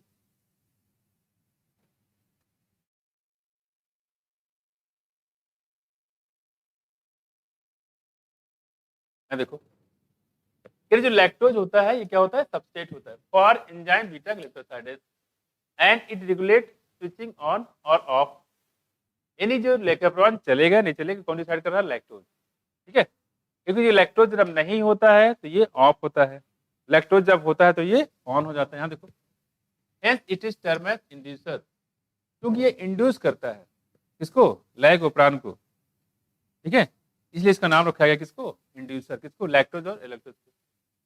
इन the absence of preferred carbon source, जो कि कौन सा है? Lactose, such as glucose. Glucose की बात करें, if lactose is provided in the growth medium, मतलब अगर मान लो ग्लूकोज ना हो, if lactose is provided in the growth medium, अगर ग्रोथ मीडियम इसको डाला जाए of the bacteria, the lactose is transported into the cell. जो लैक्टोज होता है उसको सेल में ट्रांसपोर्ट कर दिया जाएगा। ठीक है, तो द एक्शन ऑफ परमिएज, किसकी मदद से? परमिएज। रिमेंबर क्या? A very low level of expression of lac operon has to be present in the cell all the time. मतलब ये कहने मतलब है कि इसमें जो लैग ओपरान लगातार चलता रहता है थोड़ा बहुत करके। समझाया? ये कह रहे हैं कि लैक्टोज को डाइजेस्ट करने के लिए तो एनर्जी चाहिए, वो एनर्जी कहाँ से आएगी? पहले से कह रहे हैं उसमें ग्लूकोज होना चाहिए। समझाया? जैसे मान लो आपको जब भूख लगती है, जब खाना खाने जाते हो तो क्या पेट में कुछ नहीं रहता है? कुछ ना कुछ तो रहता ही है। ये नहीं कि पेट में कुछ भी नहीं रहता है तब आप खाना खाते हो, कुछ ना कुछ तो रहता ही है। इतनी एनर्जी तो रहती है कि जाके तुम रोटी को तोड़ सको और खुद खा सको, इतना तो रहता ही है। वही कह रहे हैं कि ऑलरेडी ग्लूकोज का होना पहले जरूरी है, तभी जाके लैक्टोज सारी प्रोसेस चलेगी। ठीक, आप कह रहे हैं कि present in the cell all the time, वही कह रहे हैं कि जो थोड़ा बहुत अमाउंट में, अच्छा ये ग्लूकोज कब आया होगा? कैसे? तो थोड़ा बहुत उसके बॉडी में रहता है, इसका मतलब ये हो ग्लूकोज तभी आया होगा जब लैक्टोज को तोड़ा गया होगा। इसका मतलब ये होगा कि लैक्टोज हमेशा टूटता रहता है, थोड़ा बहुत जो है हमेशा होता रहता है। देखो, otherwise lactose can not enter the cell, otherwise जो लैक्टोज होता है ना वो सेल में इंटर ही नहीं कर पाता। समझाया? जैसे मान लो आपको किसी से बोलो भाई मुझे भूख लगी है, कोई कभी मान लो कोई ऐसा आदमी बोले यार एक मेरे भाई साहब है उनको भूख लगी थी, उनको एम्बुलेंस भेजना पड़ेगा, उनका सारा खाना खत्म हो गया है, पेट में कुछ खाना है ही नहीं है, ऐसा तो नहीं हो सकता है। नहीं, वही कह रहे हैं कि यहाँ पे अगर ऐसा होगा तो फिर वो तो खाना खाने लायक भी नहीं होगा, वो तो उसको डायरेक्टली ग्लूकोज दिया जाएगा इंजेक्शन से थ्रू, अगर ऐसा कंडीशन आ गया तो वही तो ये कह रहे हैं यहाँ पे, otherwise lactose can not be enter. तो कम से कम रोटी खाने के लिए भी एनर्जी चाहिए हमें, तब इस रोटी से एनर्जी मिलेगी बाद में, लेकिन उसको खाओगे तोड़ोगे मुंह में जाएगा तब तो जाएगा, उसी की बात कर रहे हैं यहाँ पे। Otherwise lactose can not enter the cell, अगर इतनी भी एनर्जी नहीं बचा है कि वो रोटी तोड़ सकता है, इसका मतलब क्या हो गया? तो खाना कहाँ खा पाएगा? नहीं खा पाएगा। वही करिए lactose can not enter the cell. Lactose then induce the operon in the following manner, इसलिए कि जो लैक्टोज होता है वो इंड्यूस करता है। देखो आगे, repressor of the operon is synthesise, ध्यान रखिएगा इसमें, ये पूछा था मैंने, जो रिप्रेसर होता है प्रोटीन, ये क्या है रिप्रेसर प्रोटीन, रिप्रेसर प्रोटीन जो है, repressor of the operon is synthesise all the time, ये हमेशा होता रहता है, कहाँ से ट्यूली, ठीक है, तो रिप्रेसर जो होता है ये हमेशा बनता है, चाहे लैक्टोज हो चाहे ना हो, और कहाँ से देखो फ्रॉम ए आई जीन, कहाँ से बनता है आई जीन, जीन तो बहुत सारे हैं, ठीक है, पी था, आई था, है ना, वाई था, इन किससे बनता है, ये आई जीन से बनता है। फिर द रिप्रेसर प्रोटीन बाइंड करता है किससे, bind to the operator region, और रिप्रेसर जो प्रोटीन होता है वो ऑपरेटर रीजन से बाइंड कर जाता है, ठीक है, जो रिप्रेसर प्रोटीन होता है वो ऑपरेटर रीजन से बाइंड कर जाता है ऑफ द ऑपरान। फिर क्या होगा देखो, प्रिवेंट आरएनए पॉलीमरेज, और आरएनए पॉलीमरेज को रोक देता है, ठीक है, prevent RNA polymerase from transcribing the operon, तो ऑपरान को ट्रांसक्रिप्शन से रोक देता है, ठीक है, and prevent RNA polymerase from transcription the operon. ये आरएनए पॉलीमरेज जरूरी है ZYA जीन से ट्रांसक्रिप्शन करने के लिए, और जब ये इनएक्टिवेट हो जाएगा तो फिर कहाँ करेगा, एंजाइम ही नहीं है। फिर इन द प्रेजेंस ऑफ इंड्यूसर, और जब इंड्यूसर आ जाता है, देखो फिर इन द प्रेजेंस ऑफ इंड्यूसर, जैसे कौन सा लैक्टोज या एलोलैक्टोज, जो रिप्रेसर होता है इज इनएक्टिवेटेड, रिप्रेसर प्रोटीन जो डिस्टर्ब कर रहा था ऑपरेटर से जुड़ के, उसको क्या कर देगा, इनएक्टिवेट कर देगा, ठीक है, by interaction with the inducer, inducer जो जोड़ लेगा उसको मार के गिरा देगा। एक बहुत बार डिस्टर्ब करते हो, काम धाम सब रोक के बैठे हुए हो, ऐसा करते हो तुमको वहां जाने नहीं देंगे, ठीक है, तो क्या कर दे, उसको पकड़ लिया वहीं पे। दिस अलाउ आरएनए पॉलीमरेज, इससे क्या होगा, आरएनए पॉलीमरेज अब फ्री है, एक्टिवेट हो गया है, यानी कि एक्टिव हो सकता है, क्या करने के लिए, एक्सेस टू प्रमोटर, वो प्रमोटर को क्या कर सकता है, एक्टिवेट कर सकता है, एंड ट्रांसक्रिप्शन प्रोसीड, और इससे ट्रांसक्रिप्शन क्या हो जाएगा, प्रोसीड हो जाएगी, स्टार्ट हो जाएगी, ठीक। अब लोग क्या करें, इसेंशियली रेगुलेशन ऑफ लैग उपरांत, यहाँ बताया कि बात जरूरी है क्या, regulation of lac operon can also be visualise as regulation of enzyme, मतलब इसको आप ऐसे समझ सकते हो जैसे visualise as a regulation of enzyme synthesised by its substrate, बिल्कुल वैसे ही है, यहाँ पे जो बताया गया ऑपरेंट का रेगुलेशन बिल्कुल वैसे ही है, जैसे सबस्ट्रेट को जो है जैसे आप as a regulation of enzyme, जैसे आप एंजाइम को रेगुलेट कर रहे हो किससे, इसके सबस्ट्रेट से, पास में कुछ, अगर सबस्ट्रेट नहीं होगा तो एंजाइम नहीं बनेगा, अगर सबस्ट्रेट नहीं होगा तो एंजाइम नहीं होगा, होता क्या है कि एंजाइम नहीं होता तो सबस्ट्रेट से प्रोडक्ट नहीं बनता, लेकिन यहाँ पे थोड़ा सा उल्टा दिया हुआ है, रिमेंबर, यानी कि ये बात कह रहे हैं कि हमेशा ध्यान रखो, कह रहे रिमेंबर ग्लूकोज और गैलेक्टोज, ग्लूकोज और गैलेक्टोज जो है ये कभी इंड्यूसर नहीं हो सकते हैं, ग्लूकोज और गैलेक्टोज जो है ये कभी इंड्यूसर नहीं हो सकते हैं, किसके लिए, फॉर लैक ऑपरान,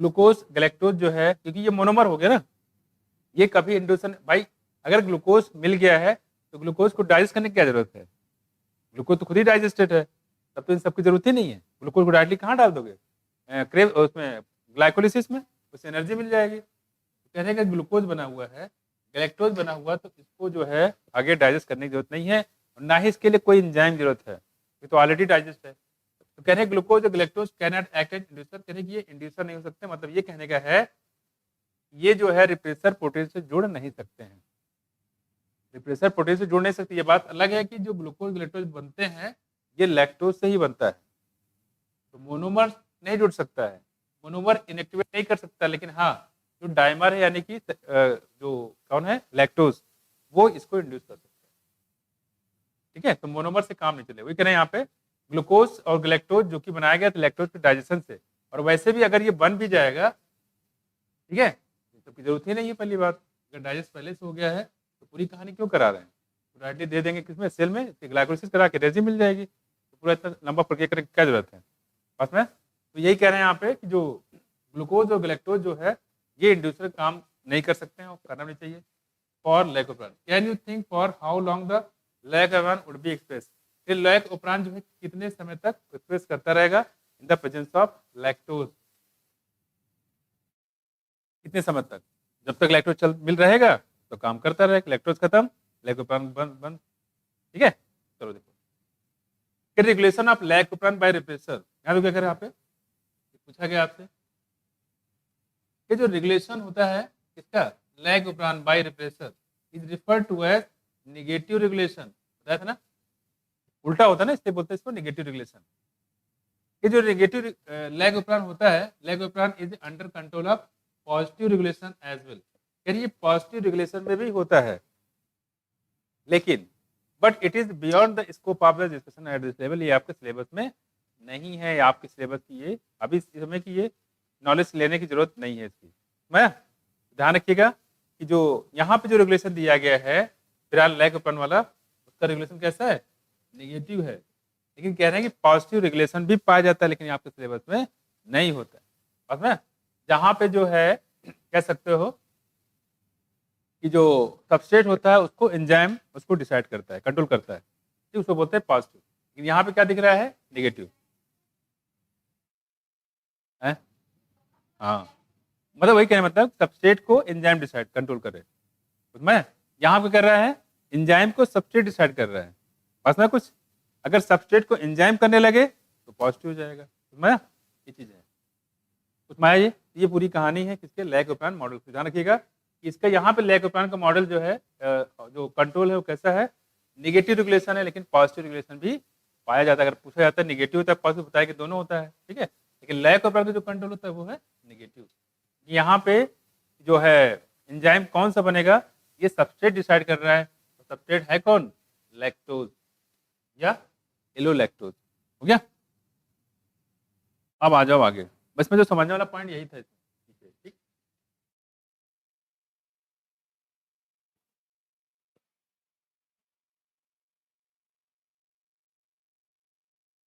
ये खत्म हो गया। अब आपका जो है डीएनए फिंगरप्रिंटिंग टॉपिक थोड़ा सा है।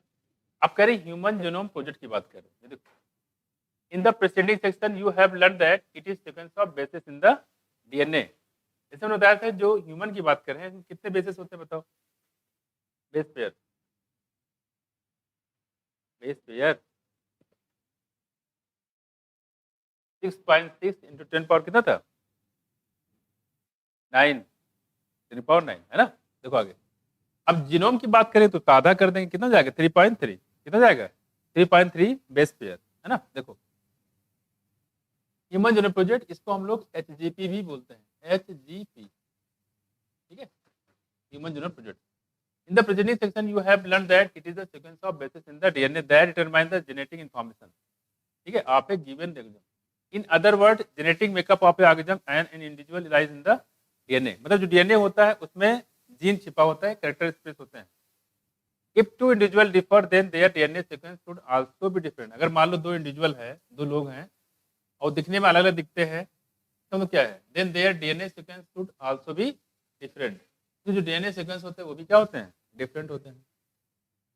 एटलीस्ट एट सम प्लेसेस, कम से कम कुछ लेवल पे जरूर होते हैं। This assumption led to the quest of finding out the complete DNA sequence. तो कह रहे हैं इसलिए हमें जाना जरूरी है कि जो डिफरेंस होते हैं कैसे होते हैं। क्वेस्ट मतलब question of finding out complete DNA sequence of a human genome.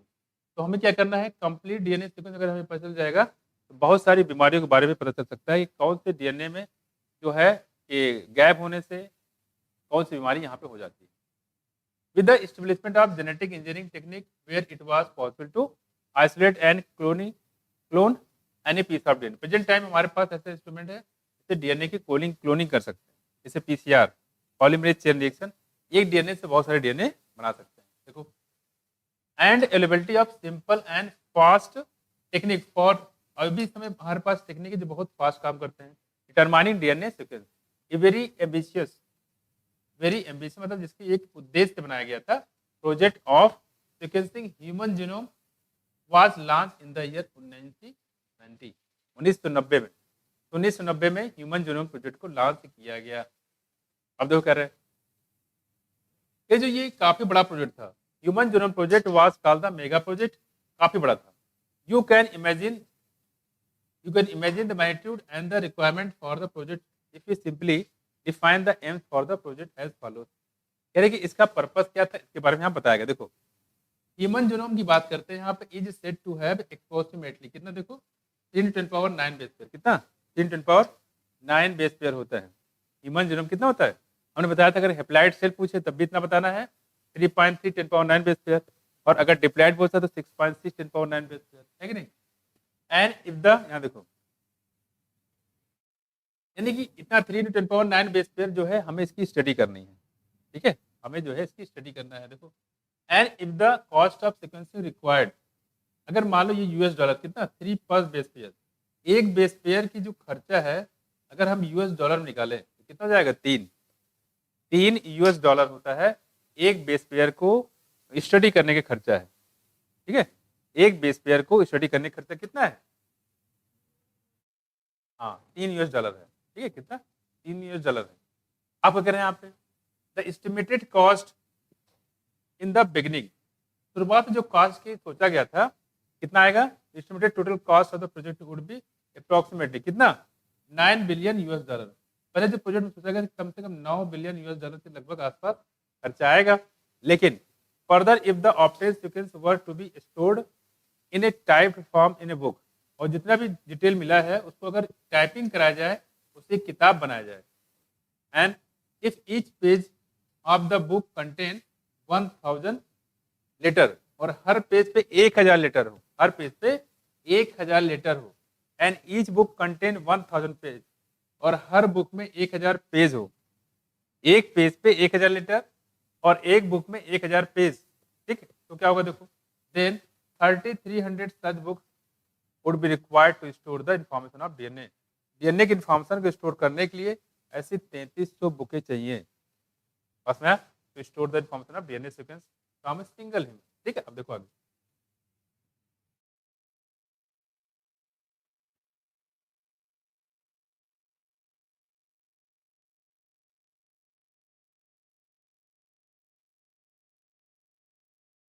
required stored information of DNA sequence from a single human cell.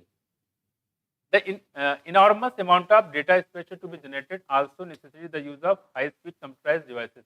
अब करिए इतना डेटा अगर किताब में हो तो खोलते खोलते पूरी जिंदगी निकल जाएगी, नहीं है, 33 तो बुक चाहिए बस में, और कितने 1000 पेज चाहिए, और 1000 पेज में 1000 वर्ड चाहिए एक पेज पे, ठीक है। तो ये कह रहे हैं कि इसके लिए क्या करना चाहिए, हमें कंप्यूटर का यूज करना चाहिए कि सारा डेटा एक साथ इसमें स्टोर हो जाए, तो बुक में तो पॉसिबल नहीं कितना करवा दें, है ना। अब कह रहे देखो आगे, उससे ज्यादा सही कह रहे हैं to required store information DNA sequence from a single human cell की बात कर रहे हैं, ठीक है। The enormous amount of data expected to be generated also necessity to use the high speed computer, हमें हाई स्पीड कंप्यूटर चाहिए, यानी कि हैंग करने लगे, device for data storage and retrievals and analysis, मतलब ये है कि अगर हमें डेटा खोजना हो, निकालना हो, तुरंत निकल आए, यानी कि 1 घंटा उसमें क्या करना, हम सर्च कर रहा है, ठीक है, तो चीजें नहीं होनी चाहिए। करें HGP was closely associated with the rapid development of a new area, और ह्यूमन जीनोम प्रोजेक्ट की वजह से with new rapid development of new area एक मेडिसिन नई ब्रांच आ गई है, इसका नाम क्या है, बायो इन्फॉर्मेटिक्स, ठीक है, क्या हो जाएगा, बायो इन्फॉर्मेटिक्स। तो ह्यूमन जीनोम प्रोजेक्ट से नई ब्रांच बन गई है बायोलॉजी की, उसका नाम क्या होगा, बायो इन्फॉर्मेटिक्स, ठीक, क्या है, बायो इन्फॉर्मेटिक्स। अब देखो, अब यहाँ पे ये बता रहे हैं तो गोल्स ऑफ एचजीपी, ये गोल्स क्या थे ह्यूमन जीनोम प्रोजेक्ट के, ठीक है। देखो इसके लक्ष्य क्या थे, some of the important goals of human genome project are, क्या देखो, आइडेंटिफाई अप्रोक्सीमेटली कितना 20,000 से 25,000, 20 से 25,000 जीन चाहिए किसमें, ह्यूमन डीएनए में, किसमें, ह्यूमन डीएनए में, ठीक है, 20 से 25,000, एक बात। दूसरी बात कह रहे हैं यहाँ पे 20 से 25,000 जो जीन है उनकी क्या करना है, आइडेंटिफाई करना है उनको, determine the sequence of 3 billion chemical base pair, जो 3 बिलियन केमिकल बेस पेयर है, ठीक है, दैट मेकअप ह्यूमन डीएनए, उनके सीक्वेंस को डिसाइड पता करना है, ठीक, store this information in database, और उसके बाद जब जानकारी मिल जाएगी तो उस इंफॉर्मेशन को डेटाबेस में स्टोर कर दीजिए। तीसरा क्या देखो, improve tools for data analysis, ठीक है, improve tool for data analysis, उसके बाद जो उसके जो टूल्स होते हैं, यानी कि जो कंप्यूटर होता है, ठीक है, और वो हाई लेवल का होना चाहिए, ठीक है, उसमें ऐसा नहीं कोई है इसमें वायरस पड़ गया है तो वो खराब हो जाएगा, तो कह रहे improve tools for data analysis. पांचों क्या करें, transfer related technology to other sector, और कह रहे जो इसकी टेक्नोलॉजी है दूसरे सेक्टर को ट्रांसफर किया जाए, जैसे कि इंडस्ट्रीज हो गया, जो मेडिसिन बनाती है उनको ट्रांसफर कर दिया जाए, ठीक है। दूसरी बात कह रहे हैं कि address the ethical legal social issue, एक चीज और देखो यहाँ पे है, जब लोग इसको जीन को स्टडी करेंगे तो हो सकता है कुछ साइंटिस्ट तो खुराफात शुरू कर दें। खुराफात मतलब ये, उसको जीन को पता कर ले और उनको ये लगे कि यार इस जीन में बदलाव करने से ये आदमी जो है गधा बन सकता है, या ये आदमी जो है इसके अंदर सींग निकल सकता है। पता लगा वो जीन डाल दे उस आदमी में, तो क्या हो जाएगा फिर? उसका सींग निकल के घूम रहा है फिर, ठीक है, उसके बच्चे हो तो उसके भी सींग निकल रहे हैं। तो वही कह रहे हैं कि इन सब से निपटारा करने के लिए ethical, legal and social issue जो है यानी कि इल्सी का फाउंडेशन किया गया है, ठीक है। दैट में एराइज फ्रॉम द प्रोजेक्ट, इसमें जो भी प्रॉब्लम आती है, जो भी विवाद होते हैं, तो उसको निपटाने के लिए यहाँ पे इल्सी एक संस्था को डेवलप किया गया है, ठीक। अब कह रहे जो ह्यूमन प्रोजेक्ट, जीनोम प्रोजेक्ट है, इसकी बात अगर हम बात करें, वाज 13 ईयर्स प्रोजेक्ट, 13 साल का प्रोजेक्ट था। कितना? 13 साल। कोऑर्डिनेटेड बाई, कह रहे कि यूएस डिपार्टमेंट ऑफ एनर्जी, इसमें जो है यूएस डिपार्टमेंट ऑफ एनर्जी की काफी ज्यादा कंट्रीब्यूशन रहा है, साथ साथ में नेशनल इंस्टीट्यूट ऑफ हेल्थ, ठीक है। ड्यूरिंग द अर्ली स्टेज, और शुरुआत में जो वेलकम ट्रस्ट था वो मेजर पार्टनर था। शुरुआत में जो वेलकम ट्रस्ट था वो मेजर पार्टनर था, फिर बाद में पता लगा इसमें पैसे ज्यादा लग गया तो भाग गया वो, कि भैया हमारी बस की बात नहीं, मैं तो जा रहा हूँ, ठीक है। तो शुरुआत में वेलकम ट्रस्ट मेजर पार्टनर था, लेकिन बाद में ये चला गया, भाग गया, बिकेम मेजर पार्टनर, ठीक है, पार्टनर। एंड एडिशनल कंट्रीब्यूशन, क्योंकि ये सब काम करना तो किसी एक कंट्री के लिए तो है नहीं, पूरे दुनिया के लिए है कि नहीं भाई? ह्यूमन तो हर जगह होते हैं, चाहे कनाडा हो चाहे ऑस्ट्रेलिया हो, हर जगह ह्यूमन पाए जाते हैं। तो अगर ह्यूमन की स्टडी की जाए तो फायदा सबके लिए होगा। तो वही कह रहे हैं कि ये जो कॉन्ट्रीब्यूशन है पूरे कंट्री से आया। देखो मेजर पार्टनर, इसमें काफी पैसा लगना था। देखो करें एडिशनल कॉन्ट्रीब्यूशन केम फ्रॉम, और भी कहाँ से पैसे आए?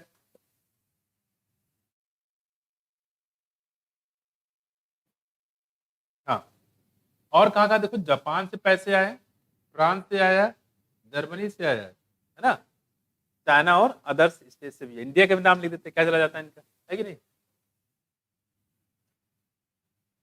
लेकिन इंडिया में दिक्कत हो सकता है, दिया ही नहीं होगा इंडिया में, है कि नहीं? इंडिया में हो सकता है दिया ना, और विधायक खरीदने पैसा खर्च करके हो गया, है ना। देखो यहाँ हो गया इंडिया चाइना। अब कह रहे यहाँ पे, कह रहे काफी ज्यादा कंट्रीब्यूशन हुआ, नहीं मतलब की चीज के लिए पैसे ही नहीं रहता यहाँ पे। जब पैसे मांगो तो पैसे नहीं रहते। अभी बजट नहीं आया है, बजट आएगा सिर्फ विधायक खरीदने के लिए। यहाँ देखो हम लोग कर रहे हैं यहाँ पे, यहाँ देखो यहाँ पे कह रहे हैं सब कंट्रीब्यूशन है, जापान, फ्रांस, जर्मनी, कह रहे हैं अदर भी जो कुछ कंट्री है वहां से भी कंट्रीब्यूशन आया, ठीक है, पैसे आए। द प्रोजेक्ट वाज कंप्लीटेड 2003, और प्रोजेक्ट जो है 2003 में कंप्लीट हो गया। Knowledge about the effect of DNA variation, effect of DNA variation among the individual can lead to the revolutionary new ways to diagnosis. कह रहे हैं कि अगर हमें डीएनए के बारे में पता चल जाए यहाँ पे, ठीक है, उसके वेरिएशन के बारे में, तो कई सारी बीमारियों को पता कर सकते हैं हम लोग। न्यू वेज टू डायग्नोसिस, बीमारी को पता कर सकते हैं, और बीमारी को पता चल गया तो उसका ट्रीटमेंट भी कर सकते हैं, ठीक है, और उसको कई लोगों में उससे उससे बचाव भी कर सकते हैं, ठीक। देखो अब देखो डिसऑर्डर, बहुत सारी बीमारियां उनसे भी बचाया जा सकता है। Disorder that affect human being beside providing clues to understanding human biology, learning about non human organism. आपको कह रहे हैं आप देखो learning about non human organism,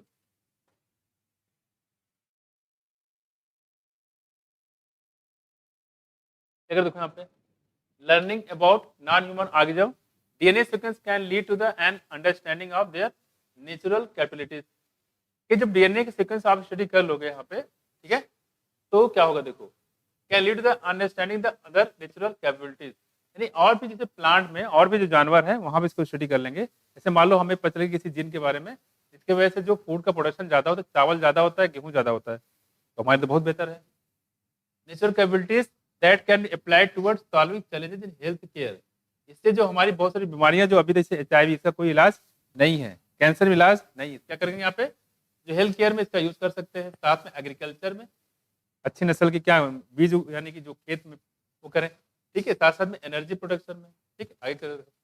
environmental remediation, और रेमिडिएशन मतलब होता है जो एनवायरमेंट होता है, बहुत सारे पोल्यूशन है, कुछ ऐसे बैक्टीरिया हम लोग प्रोड्यूस कर दें इसके वजह से जो सारे पोल्यूशन क्या कर देते हैं वो एब्जॉर्ब कर लेते हैं। इससे क्या होता है हमारा जो एनवायरमेंट होता है वो क्या होता है पोल्यूशन से बच जाएगा। मान लो कोई बैक्टीरिया हमने किया वो सल्फर डाइऑक्साइड को एब्जॉर्ब कर लेता है, ठीक है, या CO2 को एब्जॉर्ब कर लेता है, तो पोल्यूशन से भी ये बच सकता है। देखो मैंने नॉन ह्यूमन मॉडल, कुछ नॉन ह्यूमन मॉडल भी बनाए गए हैं ऐसे, देखो जैसे बैक्टीरिया, ईस्ट, रेप्टाइटिस एलिगेंस। ठीक, ऐसे ही मॉडल बहुत सारे बनाए गए हैं। बैक्टीरिया इज रेप्टाइटिस एलिगेंस, और ये है क्या, देखो, कह रही है free living non pathogenic nematode है। मतलब ये है निमेटोडा से बिलोंग करता है, ठीक है। निमेटोडा इसको बोलते हैं हम लोग क्या, एस्केलमेंथिस। और कह रहे हैं नॉन पैथोजेनिक मतलब कोई बीमारी काज नहीं करता है, कौन, टिनोरेप्टाइटिस एलिगेंस, ठीक है। तो कह रहे और भी, कह रहे इनकी भी सीक्वेंसिंग की गई है, बैक्टीरिया की, ईस्ट की, टिनोरेप्टाइटिस की, इसकी भी सीक्वेंसिंग की गई है, साथ साथ में ड्रोसोफिला, फ्रूट फ्लाई। यानी कि ह्यूमन को तो किया गया, साथ साथ इनके भी जो है सीक्वेंसिंग की गई है जीन की, डीएनए के बारे में। प्लांट में कौन सा है, राइस हो गया और एरोडोसिस हो गया, भाई राइस हो गई, एरोडोसिस हो गया, हैव आल्सो बीन सीक्वेंस, यानी कि इनके भी डीएनए की सीक्वेंसिंग की गई है। भाई राइस की अच्छी अच्छी वैरायटी निकालें, उसके लिए सीक्वेंसिंग की गई है, ठीक है। मतलब उसमें ये पता चल जाए राइस की ये डीएनए है, और डीएनए में इस जीन की वजह से जो है क्या नाम है, ये इसकी जो है पैदावार बढ़ाई जा सकती है, तो उसमें मैनिपुलेशन करके उसको कर देंगे। ठीक, ये कुछ बात हम लोग यहाँ कर रहे थे। ठीक, अब देखो आगे। अब यहाँ पे बताया गया है कि कैसे क्या करना है। देखो, अगला हमारे पास है मेथोडोलॉजी। मेथोडोलॉजी मतलब होता है तरीके, क्या है, तरीके।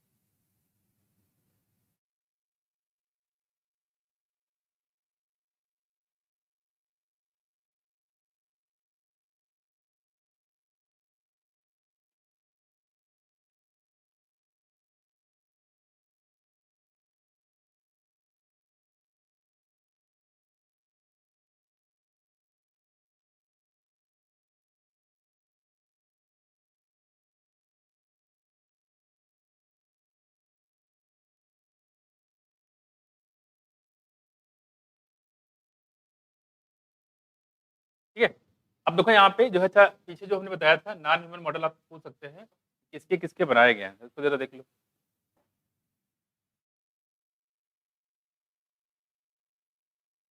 देखो,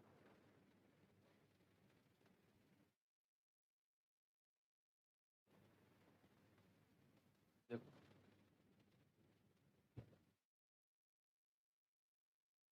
क्या है, देखो बैक्टीरिया है, एरोडोसिस है,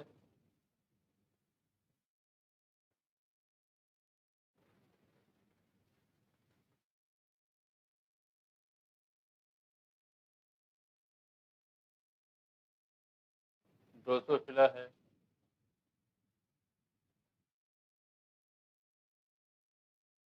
टिनोरेप्टाइटिस इलिगेंस।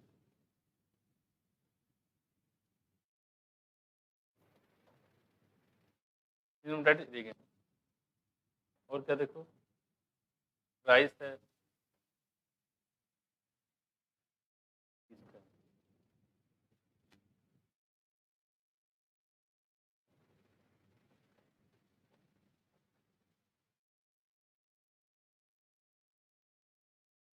से आप उसको पढ़ सकते हो, बेड क्राई, क्या है, bed cry, non human model.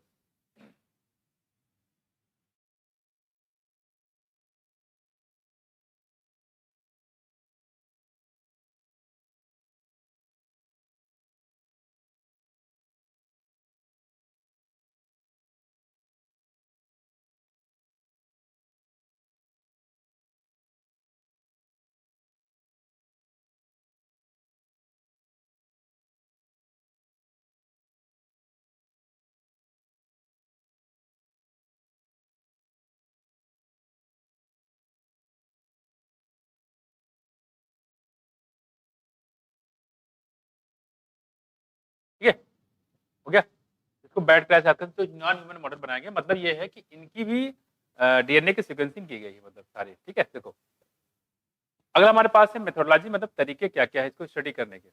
किसी भी जीन को स्टडी करना है तो उसके तरीके क्या क्या, उसके बारे में बात कर रहे हैं। ठीक है, ठीक है, हो गया। अब जो देखिएगा इसमें,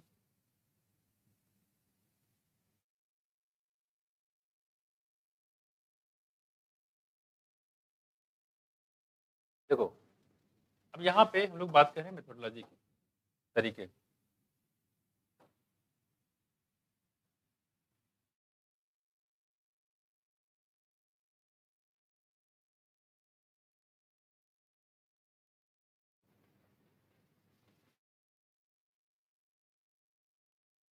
मेटालिस की बात करें आप, देखो क्या मतलब, देखो आप क्या कह रहे हैं, देखो आप कह रहे हैं कि इसको स्टडी करने दो तरीके हैं। अगर आप स्टडी कर रहे हो दो तरीके, देखो आप, हाँ हाँ उसी के अंदर है। तो डीएनए की सीक्वेंस कर रहे हैं हम लोग, ह्यूमन जीनोम प्रोजेक्ट में चल रहा है पूरा। अब कह रहे जो जीन होते हैं, चाहे बैक्टीरिया हो, चाहे आदमी, चाहे किसी में भी हो, स्टडी करने के दो तरीके से। मान लो जब बोर्ड का एग्जाम होता है तो पढ़ाई दो तरीके से करते हैं लोग।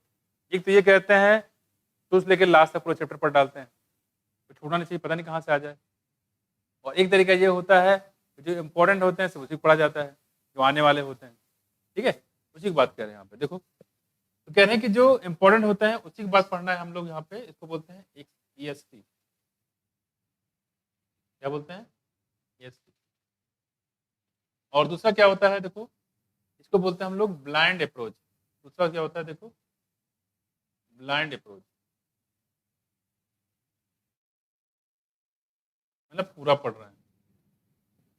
ठीक है, जो बोलते हैं हम लोग ब्लाइंड अप्रोच, EST है और ब्लाइंड अप्रोच है।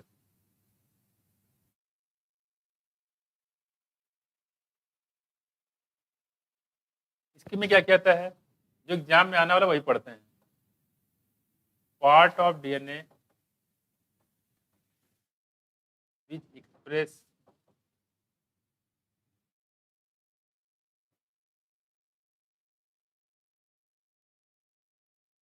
Are sequence.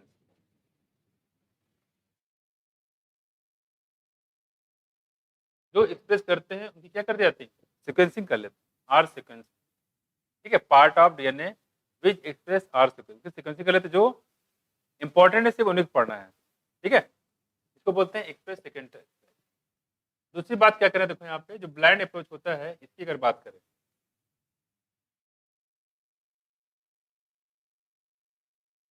यानी जो इंपॉर्टेंट है वो भी पढ़ेंगे, उसको स्टडी करेंगे, जो नहीं है उसको भी हम लोग करेंगे, दोनों चीजें। इसमें जो एक्सप्रेस होता है, express and non express, not express.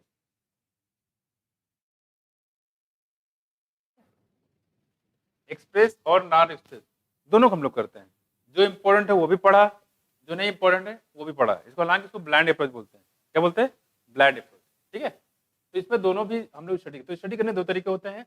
एक तो जो जीन को एक्सप्रेस करते हैं, जिनसे हमारा मतलब है, सिर्फ उन्हीं की स्टडी करें। दूसरा कह रहे हैं ब्लाइंड अप्रोच में, तो जिससे हमारा मतलब वही पढ़ रहा है, जिससे मतलब नहीं है वो भी पढ़ रहा है। इसको बोलते हैं ब्लाइंड अप्रोच। इसमें एक्सप्रेस और नॉट एक्सप्रेस दोनों को स्टडी की जाती है, दो तरीके होते हैं। ठीक है, और इसके बाद ये सब पढ़ने के बाद जब आप पूरा पढ़ लेंगे तो बाद में कहेंगे यार हमें यही पढ़ना था, हम यही पढ़ना था, इसको तो फालतू पढ़ रहे थे यार, फालतू टाइम बर्बाद हुआ। तो हम लोग क्या करेंगे, उस पर एक कमेंट कर देंगे। क्या कर देंगे, कमेंट कर देंगे। और कमेंट करने को बोलते हैं यहाँ पे सीक्वेंस एनोटेशन, सीक्वेंस एनोटेशन। ये है, मतलब आप कहोगे बात में, अरे यार वही पढ़ना चाहिए, तो फालतू पढ़े, आया हुआ कोई क्वेश्चन नहीं है, जो इंपॉर्टेंट तो वही पढ़ना चाहिए था। इसको बोलते हैं सीक्वेंस एनोटेशन, इसको हिंदी बोलते हैं टिप्पणी करना।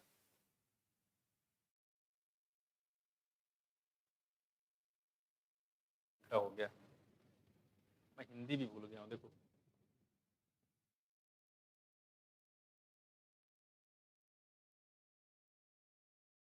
ये है टिप्पणी। सीक्वेंस एनोटेशन मतलब टिप्पणी करना, मतलब यही टिप्पणी मतलब ये हो गया कमेंट करना कि भाई साहब अच्छा हुआ यार, हमें यही पढ़ना, जो एग्जाम में आने वाला तो वही पढ़ना चाहिए था, हम लोग दोनों पढ़ डाले। जो जीन एक्सप्रेस करते हैं, ठीक है, जो प्रोटीन बनाते हैं, हमें वही पढ़ना चाहिए, दूसरा पढ़ना नहीं चाहिए था। ठीक है, तो ये बाद में आप जब पूरा कर लोगे दोनों, तब आपको आइडिया, अच्छा ये तो ये, ये तो ये है, पूरा कुछ तब ये तब पता चलेगा जब आप पूरा क्वेश्चन क्लियर हो गए। ठीक है, पूरा आपने क्वेश्चन लगा ली, सब कुछ लगाए, तब आपको लगता है अच्छा यहाँ से क्वेश्चन आते हैं, यहाँ से क्वेश्चन नहीं आते। अब क्या होगा कि आप जहाँ से क्वेश्चन आते हैं वही पढ़ेंगे, जहाँ से आते हैं फायदा क्या उसको पढ़ने से। जैसे मैंने आपको पीछे पढ़ाया ह्यूमन जीनोम प्रोजेक्ट, पीछे से कोई क्वेश्चन नहीं आता, पीछे से कोई क्वेश्चन नहीं है, और ह्यूमन जीनोम प्रोजेक्ट ज्यादा क्वेश्चन आते भी नहीं है। तो अगर उसको छोड़ भी देंगे तो आपको कोई नुकसान नहीं होना है। मैं तो इसको बोलते हैं यहाँ पे।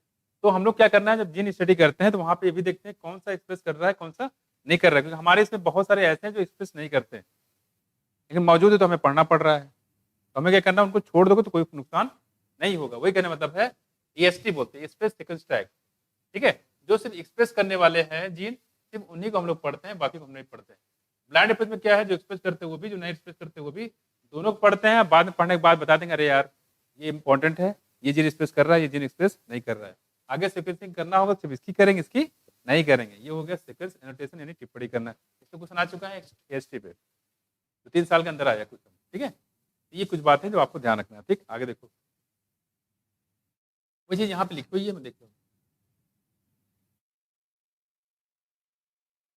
देखो, carrying methodology, carrying the method involve two major approaches. तो ये मेजर अप्रोच होता है one.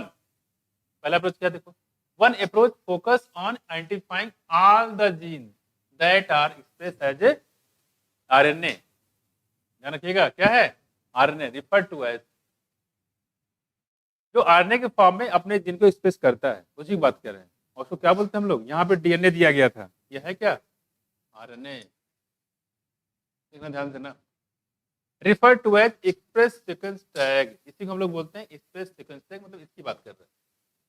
The other two blind approach, दूसरा जो क्या है वो ब्लाइंड अप्रोच है। ठीक है, of simply sequencing the whole set of genome, पूरे सेट ऑफ जीनोम की स्टडी कर रहे हैं, and contain all the coding and non coding।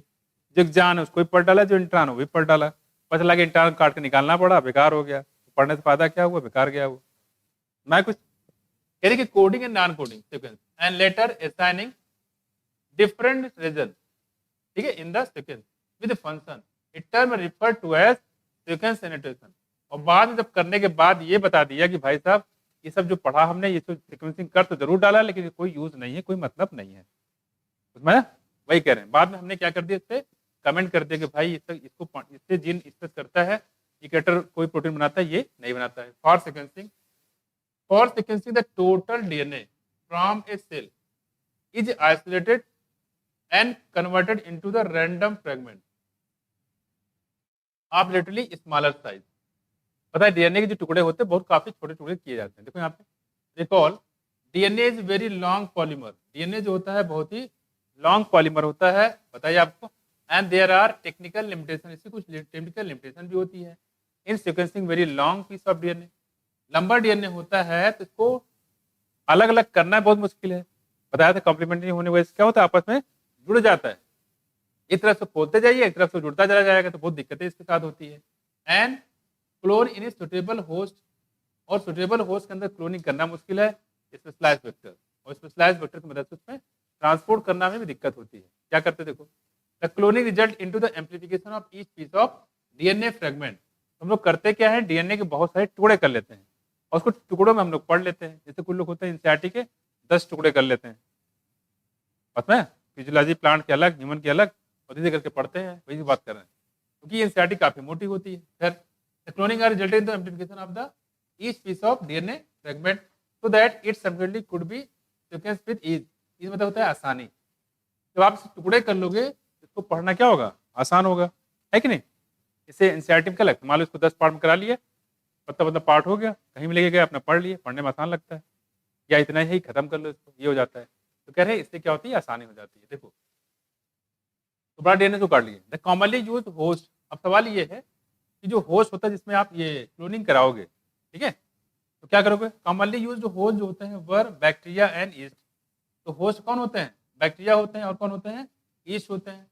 और वेक्टर क्या होता है, vector were called the back, यानी बैक्टीरियल आर्टिफिशियल क्रोमोसोम या ईस्ट आर्टिफिशियल क्रोमोसोम। ठीक है, बैक्टीरियल आर्टिफिशियल क्रोमोसोम और ईस्ट आर्टिफिशियल क्रोमोसोम। ठीक है, तो इसको ध्यान रखिएगा। तो ध्यान रखिएगा, जो बैक होता है ये क्या है, वेक्टर है, और ये क्या होता है, क्या है, वेक्टर। तो बैक और ये क्या होता है, वेक्टर होता है। और जो बैक्टीरिया यहाँ पे दिया गया वो कैसा है, होस्ट है। बैक्टीरिया और होस्ट दोनों क्या है, बैक्टीरिया और ईस्ट दोनों क्या है, होस्ट है। होस्ट के अंदर यहाँ क्लोनिंग की जाती है। ठीक, और वेक्टर का मतलब होता है जो लेके इसको ट्रांसफर करने का काम करते हैं, बोलते हैं वेक्टर। फिर fragment were sequence using automated DNA sequencer. और जो फ्रेगमेंट होता है उसकी सीक्वेंसिंग कैसे करते हैं, यूजिंग ऑटोमेटेड DNA सीक्वेंसर। हम लोग ऑटोमेटेड DNA सीक्वेंसर की मदद से क्या हो जाएगा, ऑटोमेटेड DNA सीक्वेंसर की मदद से इसको हम लोग करते हैं। ठीक है, that work on the principle of method developed by Frederick Sanger. और ये बेस्ड है principle of method developed by Frederick Sanger, और फ्रेडरिक सिंगर के कॉन्सेप्ट पे बेस्ड है। किसके कॉन्सेप्ट बेस्ड है? फ्रेडरिक सिंगर के। ठीक है, बस वो करवा दे, खत्म करा देंगे। ठीक है, the fragment that were sequence using the automated DNA sequence that were, बस 5 मिनट छोड़ रहे हैं। ठीक है, that word on the principle of method developed by the Frederick Sanger, और ये फ्रेडरिक सिंगर की कॉन्सेप्ट पे बेस्ड है। आगे देखो यहाँ पे, रिमेंबर क्या, Sanger is also created for development of method for determination of amino acid sequence in a protein। और प्रोटीन में अमीनो एसिड कैसे लगे होते हैं, इसी के बारे में सेंगर ने बताया था। मैं प्रोटीन में अमीनो एसिड का सीक्वेंस कैसा होता है, ये फ्रेडरिक सिंगर ने बताया था, और उन्हीं के कॉन्सेप्ट पे बेस्ड होता है हमारा क्या, डीएनए की सीक्वेंसिंग। क्योंकि जो फ्रेगमेंट होता है उसको सीक्वेंसिंग से लगा देते हैं, किसके, ऑटोमेटेड डीएनए सीक्वेंसर से। ठीक है, और ये किस पे बेस्ड होता है, फ्रेडरिक सेंगर के कॉन्सेप्ट पे बेस्ड होता है। कह रहे फ्रेडरिक सेंगर वही भाई साहब है जिन्होंने प्रोटीन में अमीनो एसिड के सीक्वेंस को बताया था, कौन सा अमीनो एसिड कहाँ लगा होता है। तो सुनाया, ये डीएनए की स्टडी करने की बात होती है। एक पॉइंट याद रखना कि जो इसको ट्रांसफर करने के लिए जो होस्ट होता है, सॉरी जो होस्ट होता है वो होता है हमारा कौन सा, बैक्टीरिया और ईस्ट। लेकिन जो वेक्टर होते हैं वो BAC बैक होता है, और ईस्ट होता है YAC ईस्ट, आर्टिफिशियल क्रोमोसोम। ये आया हुआ ध्यान रखिए, इंपॉर्टेंट है। ठीक है, कौन सा वेक्टर कौन सा होस्ट, याद रखना इसको।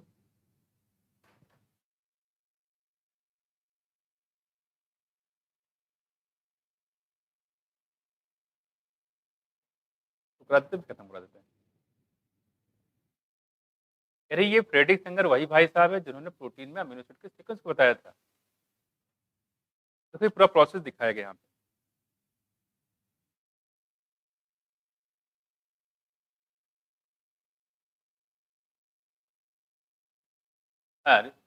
Sanger determination amino acid sequence in a protein.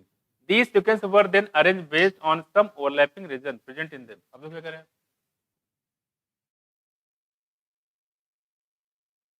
देखो जैसे यहाँ पूरा कह रहे हैं कि these sequences were then arranged based on the some overlapping region।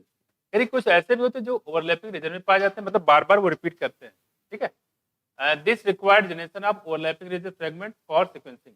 Alignment of this sequence was mainly कि जो alignment of this sequence was mainly not possible. 2.2 metre का डीएनए है और 3.3 इंटू 10⁹ बेस पेयर है। नॉर्मल तरीके से human के द्वारा फिजिकल एक्टिविटीज से इसको हम लोग सेपरेट नहीं कर सकते हैं। Therefore specialise computer based program चाहिए हमें, कंप्यूटर की जरूरत पड़ेगी। ठीक है, were develop this sequence were subsequently annotated and were assigned to each chromosome. बाद में क्या किया गया है, इसके लिए कुछ कोड बना दिए गए हैं। उस कोड को डालते हैं तो वो चीजें डीएनए पार्टिकुलर डीएनए जीन निकल के आ जाता है। फिर the sequence of chromosome first, जो क्रोमोसोम फर्स्ट है, the sequence of chromosome first was completed only in May 2006, और ये 2006 में कंप्लीट हुआ। पहला जो क्रोमोसोम है उसकी सीक्वेंसिंग मई 2006 में कंप्लीट हुआ। हालांकि जो 2003 में ये प्रोजेक्ट खत्म हो गया था, 13 साल प्रोजेक्ट था। ठीक है, मई 2003 में, ठीक है, बताया गया था। लेकिन कह रहे हैं कि जो रिवाज कंप्लीट ओनली मई 2006 में कंप्लीट हुआ। सॉरी, ये 12 साल का प्रोजेक्ट था, कंप्लीट कब हुआ, 2006 में। This was the last of the 24 chromosome. 24 chromosome होते हैं, उससे लास्ट क्रोमोसोम होता है कौन सा, क्रोमोसोम नंबर फर्स्ट। ठीक है, 24 ह्यूमन क्रोमोसोम, और इसमें 22 कैसे होते हैं, ऑटोसोम, और उसमें क्या होता है, सेक्स क्रोमोसोम एक्स और वाई। ठीक है, देखो यहाँ पे जैसे ये कोई लड़की दिखाया गया है, इस लड़की के जो सेल होगा उस सेल को बाहर निकाला गया है। ये हो गया क्या है, सेल है। इस सेल कहाँ जाएंगे, डीएनए में। कहाँ पे, डीएनए में। यहाँ पे है क्रोमोसोम, इस क्रोमोसोम में क्या दिखाया गया यहाँ पे, ये डीएनए।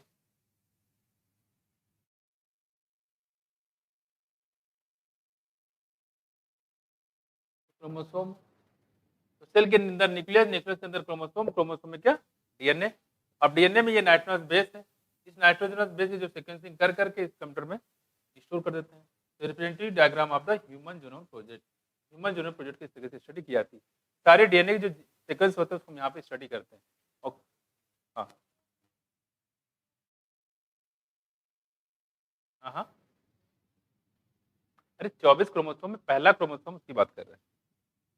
24 क्रोम जो पहला क्रोमोसोम सेट होता है ना पूरा, इस क्या नाम है, हाँ, नहीं 24 जो है पूरे जो यहाँ दिया गया है 24 ऑटोसोम की बात कर रहे हैं। This was the last of the 24 chromosome, यानी chromosome first was completed only in May 2006 and this was the last of the 24 chromosome 22 autosome. मतलब ये जो 24 क्रोमोसोम होते हैं, ठीक है, हालांकि बताया गया यहाँ पे 22 पेयर की बात कर रहे हैं, यहाँ पे देखो लास्ट ऑफ 24 क्रोमोसोम। 24 मतलब ये हो गया, इसे मान लो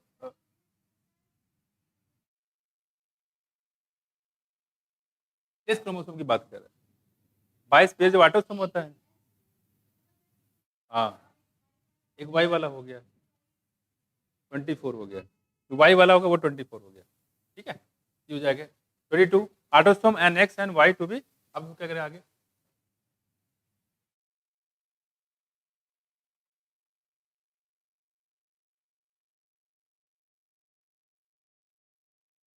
यानी कि अनदर चैलेंज, यहाँ देखो another challenging task was signing the genetic and the physical map of the genome, और जीनोम के बारे में जेनेटिक और फिजिकल मैप बनाना ये भी था, ठीक है, दो चीजें थी।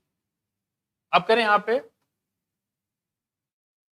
हाँ, physical map of the genome, तो कह रहे हैं कि जेनेटिक और फिजिकल जो मैप होता है जीनोम को बनाना था। This was generated using the information on polymorphism of restriction endonuclease, और रिस्ट्रिक्शन एंडोन्यूक्लियस की मदद से recognition site, polymorphism of restriction endonuclease sequence and some repeated DNA sequence known as microsatellite। अब करें कि कुछ ऐसे होते हैं जो रिपीटेड डीएनए होते हैं, रिपीटेड डीएनए सीक्वेंस होता है उसको हम लोग बोलते हैं माइक्रोसेटेलाइट। डीएनए के बहुत सारे सीक्वेंस जो है इसमें रिपीटेड किया गया, बार बार रिपीट किया गया, उसको बोलते हैं हम लोग कौन, microsatellite. One of the application of polymorphism in repeated DNA sequence shall be explained in next section of DNA fingerprinting, और इसको बताया जाएगा डीएनए फिंगर प्रिंटिंग में। कहने मतलब यहाँ पे ये हो गया कि डीएनए की इतनी लंबाई जो दी गई है 2.2 मीटर में, इसमें जो डीएनए के बहुत सारे सीक्वेंस ऐसे जो बार बार रिपीट किया गया है, जैसे ऐड जैसे कई बार रिपीट किया गया है, ठीक है, और इसी रिपीटेशन को बोलते हैं क्या, माइक्रोसेटेलाइट। क्या बोलेंगे इसको, माइक्रोसेटेलाइट। अब माइक्रो का भी यहाँ देखेंगे तो यहाँ कई टाइप होते हैं, जैसे मिनी सेटेलाइट होता है, तो क्या होता है, मिनी सेटेलाइट होता है, तो माइक्रो सेटेलाइट और मिनी सेटेलाइट, ठीक है। तो यानी कि सेटेलाइट क्रोमोसोम के दो पार्ट है, माइक्रो सेटेलाइट की मिनी सेटेलाइट, ये बेसिकली होता है माइक्रो सेटेलाइट पे, ठीक है। और इसका यूज क्या, देखो जो रिपीटेशन का यूज कहाँ है, इसी रिपीटेशन का यूज है किसमें, डीएनए फिंगर प्रिंटिंग में। और ये बार बार जो रिपीट हो रहा है उसको पॉलीमॉर्फिज्म भी बोलते हैं। क्या मतलब, एक ही चीज कई फॉर्म में पाया जाए उसी बोलते हैं पॉलीमॉर्फिज्म, ठीक है। यहाँ पे तुम डीएनए है तो इसमें नाम हो गया डीएनए पॉलीमॉर्फिज्म, और इसके बारे में हम लोग पढ़ेंगे यहाँ पे डीएनए फिंगर प्रिंटिंग में, नेक्स्ट हम करा देंगे, बाकी आज यहीं तक कर लो। और अगले 10 पेज खत्म हो जाएगी, इसमें सिलेंट फीचर बचा हुआ है, ज्यादा है नहीं इसमें, डीएनए फिंगर प्रिंटिंग ही है, और ये कल खत्म हो जाएगा, आई होप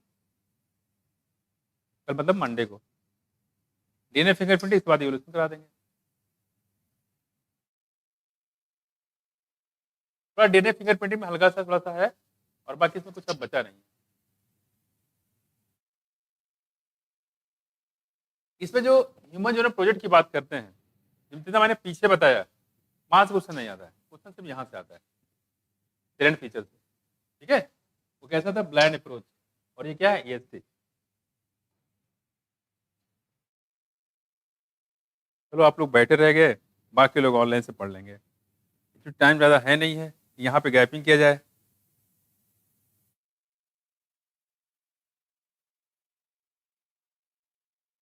क्या बच्चे